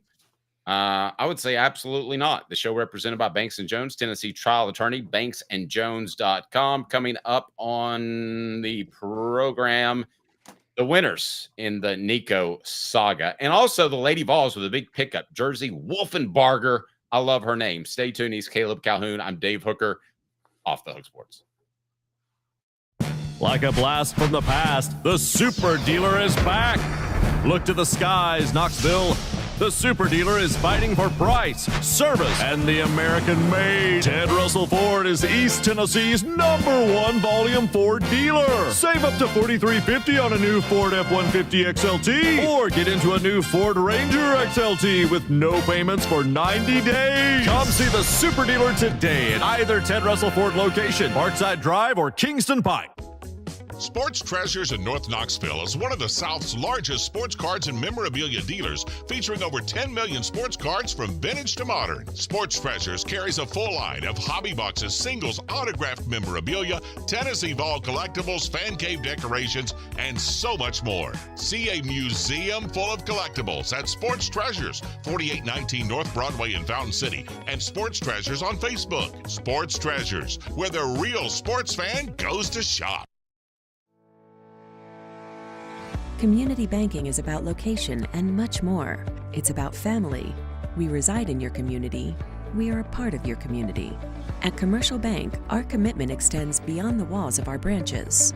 It's displayed each day in the opportunities we provide, the money we give back, and the time we commit, all to help improve the lives of the people, families, and businesses that make our communities great. Commercial Bank, life made better. Double D Piping provides full-service fire protection on any scale. From residential homes to government facilities, we can assist any customer through design, fabrication, installation, inspection, and demonstration of fire suppression systems. With 30 years of service across 5 states and a full staff with over 40 years experience, our quality can't be beaten. Don't get caught watching what you could have prevented. Call Double D Piping, the absolute. And here we go. This was a huge waste of time, like bringing a married guy to Vegas. Then there's this guy, the Dave Hooker Show with Caleb Calhoun, represented by T. Scott Jones, banksandjones.com, Tennessee's trial attorney. From the Ted Russell Ford Lincoln Studio, East Tennessee's #1 volume and customer service dealer, Ted Russell Ford and TedRussellLincoln.net. Now to the Dave Hooker Show on Off the Hook Sports. The UPS Store, Hardin Valley, helping individuals and small businesses, wide range of products and services, locally owned and operated by Tennessee Vol fans, one that even played for the Vols. So go down there, and then they can take care of you and your promotional items for your business. The link is right down below. So certainly check them out. Caleb, one of the questions, can we put this on the docket for tomorrow? And that is with Hendon Hooker. how many games does Tennessee win next year? Because I don't know how much of that was Hooker or Jalen Hyatt or just kind of a perfect combination.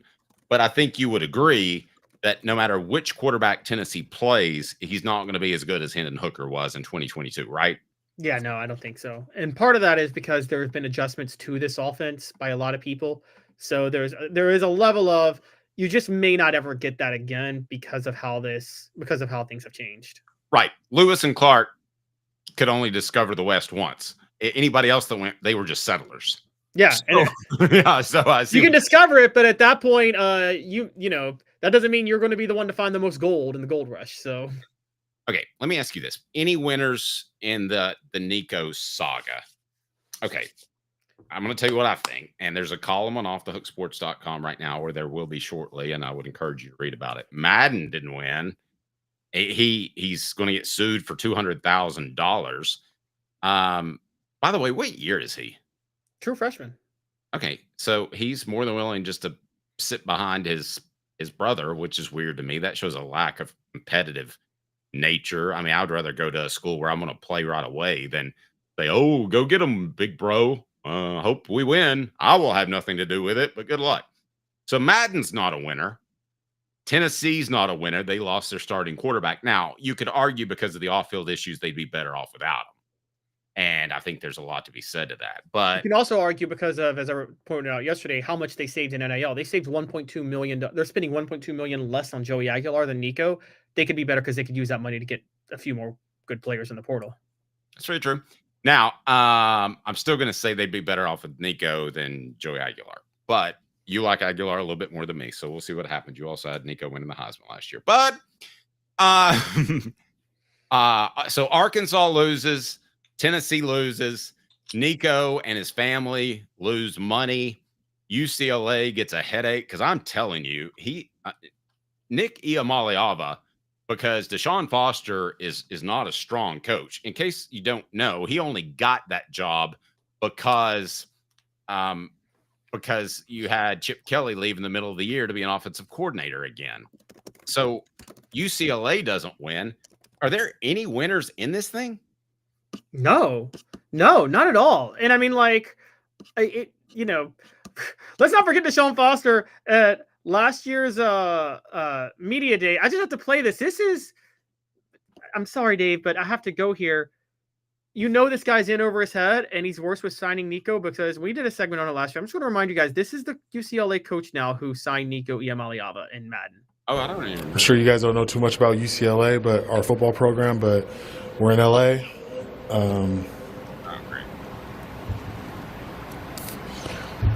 It's us and USC.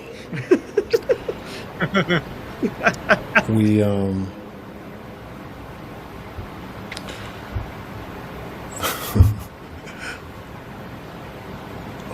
10 more seconds.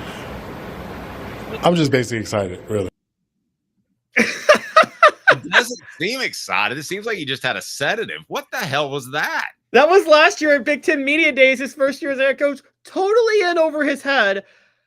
I think inside in the inside report, we found out that they were worried about the type of impact this could have on the team, but they thought Nico was too talented of a quarterback to pass up.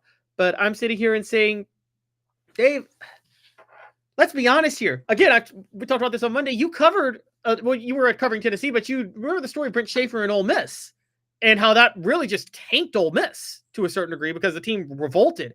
Do you not think UCLA that went to war with Joey Aguilar in spring camp, working with him, is going to revolt that this guy pushed Joey Aguilar, the quarterback that they wanted off to go get this problem quarterback and his family?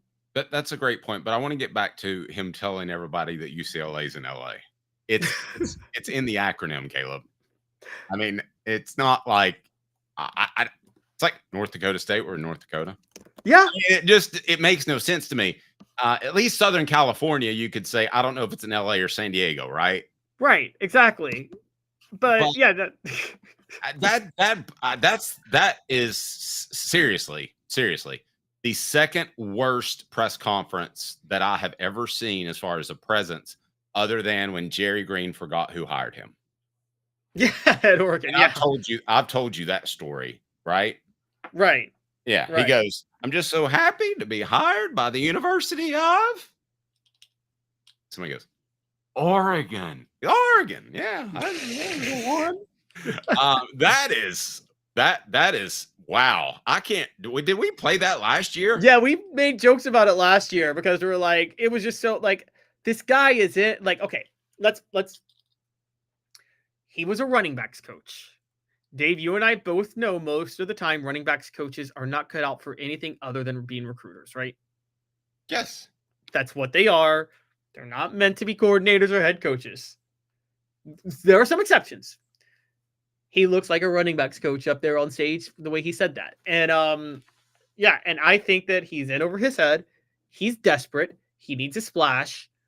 And I think his insecurity led him to go after Nico. And you're right. UCLA's not a winner in this. The crazy part, Dave, is they didn't have to be a loser. I think they somewhat hurt, but they actively hurt themselves the same way the Iamaleava family did, right? Like Tennessee and Arkansas, they are losers, but not by choice. Is that fair to say? They didn't hurt themselves. Yes. But UCLA and the Iamaleavas hurt themselves with this.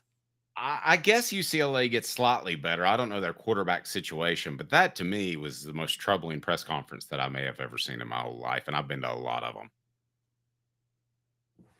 But do they really help their quarterback situation? I mean, I'm just saying. I don't know that they did. Derek with a great line. Deshaun Foster prefers multiple choice questions, as should be the case.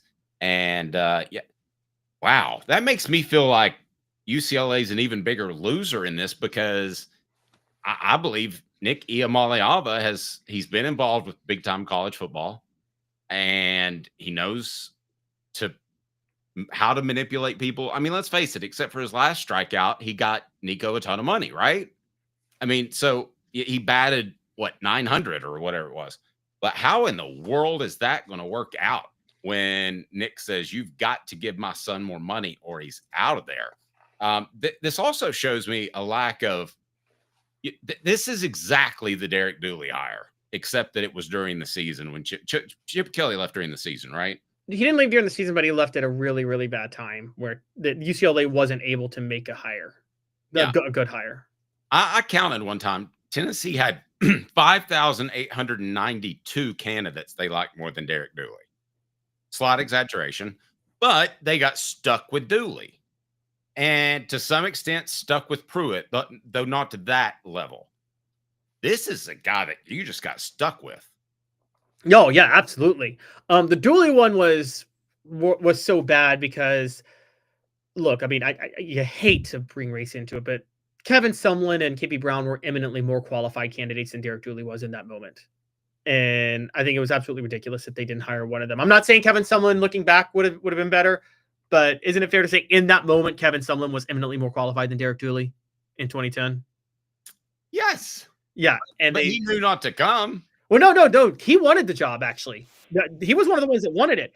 The boosters wanted Derek Dooley because Derek Dooley is a trust fund baby who is trying to do his dad's job and isn't as good as it. And geez, Tennessee had a booster that was exactly like that, right? Well, and they also, let's not forget about this. They hired him in part because he was an AD and they thought they could help him put together. They thought he could help them put together the athletic department. That's stupid. That's another job.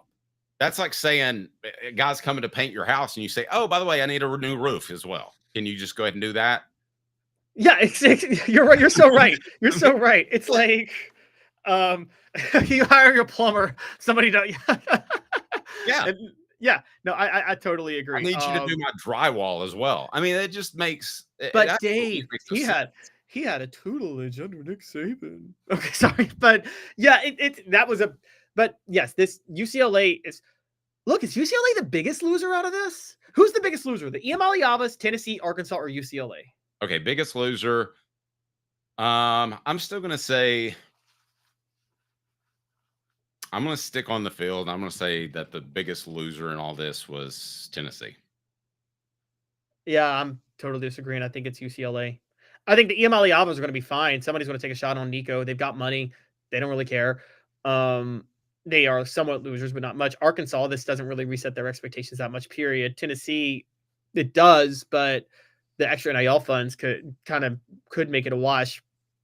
UCLA, I mean, Dave, let's talk about this. If UCLA flames out this year and Deshaun Foster's fired, we're all going to talk about like this being a moment that wrecked them, and he'll never get a head coaching job again because this looks so bad, right? The way they went after Nico. I'm going to go out of my way to watch Big Ten Media Days and see what he has to say about Nico, because I got a feeling it's going to be very convoluted and confusing. Oh, yeah, exactly. Well, Nico's in LA now. That's in LA County. That's in Southern California. Went to modern day. Here's the address. 1800 Bruin Way. Just want you to know where we are in case any of you prospects have any interest in going and stopping by. So who are the biggest losers in the Nico deal?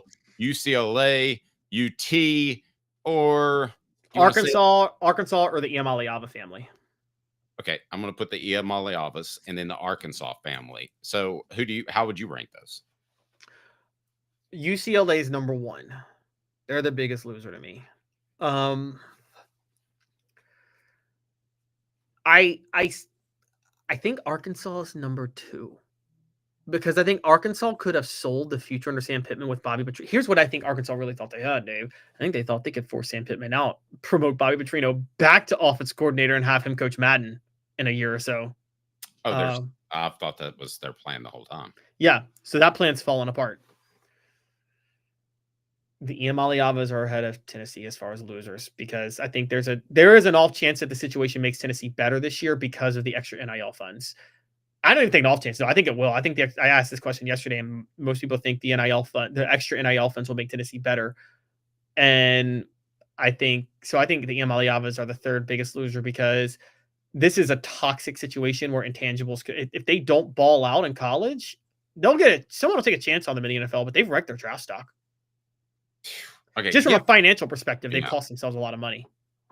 I don't think as strongly about that, because I think the NFL are egotistical coaches and they think they can make something out of nothing, and also that there's a salary cap in place and a pay structure. So I'm not as concerned about that. I would not be surprised though if Nick Iamaleava went to said franchise and said, "Hey, listen, what's the rookie scales? It's like $3 million a year. Like if you're a top 5 pick or something like that." Yes, I believe so. It's not a lot, because you want to win while a quarterback's on his rookie year, so you can spend salary cap money elsewhere. It would not surprise me if Nick Iamaleava went to a franchise in the NFL and said, "Hey, it'd be nice if you lined up some endorsement deals, because otherwise I might not want to play for the Miami Dolphins or whoever it might be." That wouldn't surprise me. No, you're right. That is very true. I mean, that's a good point. But see, that's the thing. But that would hurt them still more long term. So maybe they haven't hurt themselves the most with this, but you're saying based on this, there's future actions that you're pretty sure is going to hurt them. Yes. Yeah. Absolutely. All right. Tennessee picks up a Lady Vol that's good and has an even better name. First, got to remind you, TedRussellFord.net, TedRussellLincoln.net. They're absolutely unbelievable. You'll be so pleased that you did your car shopping there. You'll drive off the lot happy as a lark and be just incredibly pleased with your vehicle. So the Lady Vols' newest commitment in 30 seconds. Like a blast from the past, the Super Dealer is back. Look to the skies, Knoxville. The Super Dealer is fighting for price, service, and the American-made. Ted Russell Ford is East Tennessee's #1 volume Ford dealer. Save up to $4,350 on a new Ford F-150 XLT, or get into a new Ford Ranger XLT with no payments for 90 days. Come see the Super Dealer today at either Ted Russell Ford location.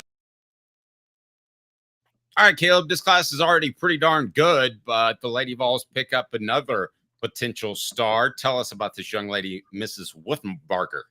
Don't miss. I don't think she's married, but Miss Wolfenbarger. Jersey Wolfenbarger. She played 2 years at Arkansas. When she was in Arkansas, she averaged 7.5 and then 3.9 points a game. Then last year at LSU, she averaged 4.5 points coming off the bench, played in 37 games, started 9 of them. Another post player. She stands at 6'5", very athletic, can play from the top of the rim, a perfect fit for the Lady Vols. This gets them to 14 players with the 3 from the portal, and she's going to join Z Spearman, who returns, and recent UCLA transfer of all schools, Janiyah Barker, who transferred to Tennessee earlier this week. Those are going to be the post players in the front court, the centers, if you will. Tennessee has got the length now. They have what they needed were athletic post players, athletic bigs. I hate to use the term bigs when it comes to women's basketball. Women, I'm sorry, it just feels odd, but like athletic. Nowadays, nobody plays in the post either, so it doesn't matter which way you go. That's true. So athletic post players who have a significant amount of length that makes them deadly. I think they have enough depth on that front now with Barker, Spearman, Alyssa Latham, and now Jersey Wolfenbarger. So that gets them to where they need to be, plus the #1 recruiting class, plus which includes 5 incoming freshmen, including the Paulin twins, and 3 5-stars, plus 6 returning players. They are already at 14 on their roster. Now, they lost 3 players, Saber Aodell, Avery Strickland, and Destiny Wells to the transfer portal.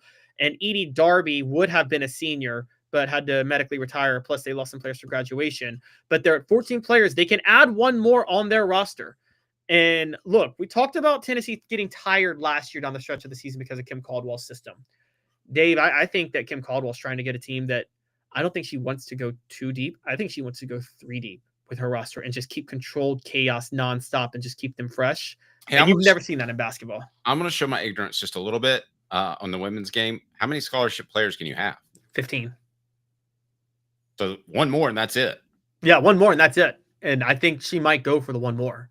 And she might literally just because she goes 5-5, 5-5. Dave, there's a really good chance she doesn't go 5-5 anymore. There's a good chance she goes 5-5-5. And that would be that to me is tough because in order to do that, you have to hit on every single one. She last year was forcing players out there that she didn't really hit on or that didn't fit her system, and she still put them out there. She's still going to put them out there. I think now that she has, it's not as hard to evaluate for her system because you have to be athletic, you have to be tall, and you have to be able to shoot well when you have open looks from 3. That's pretty much it. And by the way, Wolfenbarger didn't shoot from 3 at all last year, but she can hit the 3 ball. She hit half a 3 a game her first year, and it was only 20%, but she did hit 10 threes in 2022, 23. So they are going to use her to a certain degree on that front. She missed all of 2023, 24. And then last year played 2024, 25, but didn't hit any free throws. I mean, didn't hit any 3-pointers last year. Didn't take any. Kim Mulkey had her play more in the post. I mean, again, not a great shooter. Never shot better than 67% from the foul line. But again, with the tempo Kim Caldwell runs, I think she has the size and depth, athleticism, plus the recruiting class she's got coming in. She's going to have a goal of shooting 3s nonstop to score at a high rate and to just wear the hell out of her opposition. And to be able to do that going all the way into March. Because, I think 5-5-5 is very popular or possible now. Okay. 4.6 points doesn't blow me away. What does she need to bring to the table otherwise? I think the biggest thing for her is being able to stretch the floor and spread it as an athletic big. So playing a little more on the perimeter sometimes. Being a very, very strong defender. Dave, we always talk about this. What's the most underrated part of the fast breaker transition basketball? It's the outlet pass from who gets the rebound under the basket, isn't it? Yep. More than anything. And so she's definitely going to be huge for that focus. Also, the way Kim Caldwell uses size is as an advantage in the press because, most players traditionally when you run a 2-2-1 press or whatever, you have your tallest player back to play the half-court game, right? She sometimes puts them at the front because she's like, look, you get your tallest players at the front. The other team may not even cross midcourt at that point. So, as well that I'm terrible at sharing screens. So I'm going to send this to you. And if you could pull this up and scroll down, there's something I want you to look at because to me, it strikes me as a little comedic. I don't know if she's a mean person or not, but she does not look happy. She played in all of 37 of LSU's games with 9 starts. Here. Hold on just a second. But I considered Tennessee out of high school, but chose the Razorbacks. So scroll down a little bit. No. Yes. Up. Go up. Right here? No. Wait, hold on. It's changing. That one? That one. She looks miserable. Hey, how's it going? I just signed with Tennessee. Shouldn't she be a little happier that she just got a scholarship and maybe some NIL money? Do you think they gave her NIL money? I think they gave her some, not much. I don't think she transferred over NIL, if I'm going to be honest with you guys. I think she transferred over playing time. Yeah, and I heard an interview with Gino Auriemma, and he talked about how he's glad he doesn't have to deal with that in the women's game. I don't think that's a thing yet, and I don't know that it'll ever be a thing because it's a non-revenue sport. You're not going to start paying your tennis players $250,000 a year. No, well, NIL is going to be a thing for all athletes because look, the school's not going to pay them, but okay. When Candace Parker was at Tennessee, if there was NIL, I mean, Tennessee may not have paid her, but you don't think a local car company in Knoxville was going to be like, man, we need to do a commercial with Candace Parker. Yep. And Kyle says she's actually very attractive. That doesn't matter. We don't say guys are very good looking. Well, I mean, we've all. I mean, people talk about how attractive Tony Vitello was all the time. Okay, no. Tony Vitello is reduced to his body and not his coaching abilities. And that's degrading for men. It's that beard. She didn't play last year at LSU when she was injured, but when she was at Arkansas, 4.6 points. It doesn't exactly blow my skirt up, but I think they're asking for more than just scoring from her. Yeah, I think they're asking for a lot of defense. They're asking for a certain level of size to not get wrecked in the post the way they had been last year. And that's Kim Caldwell's biggest transition from the lower level to this level, is making sure that she had the proper size to not get wrecked in the post. Okay, so somebody wanted me to, I'm going to go back. Somebody wanted me to close the show in a special way. If I can you find that post? Do you see that up there? I don't know. How far up? I don't know. It was, I just saw it for just a second. I cannot find it. But anyway, they wanted me to close it with the show represented by Banks & Jones, Tennessee's trial attorney, banksandjones.com, tedrussellford.net, or tedrusselllincoln.net. That's the studios that we house this program in. And I'm Dave Super B Hooker, and he's Crazy Caleb. That's how they wanted me to cut the show. Dave Super B Hooker and Crazy Caleb. Does Super B mean what word I think it means? I don't think so. I think it means super bad. I think is what they mean. Oh, I'll take that because I thought it was that 5-letter word that we use it from time to time. For Caleb Calhoun, I'm Dave Hooker, the show represented by the Banks & Jones, Tennessee's trial attorney, banksandjones.com. Again, we broadcast from the Ted Russell Ford Lincoln Studios. They're fantastic, just absolutely fantastic. You'll love them. For Caleb, I'm Dave, off the Hook Sports.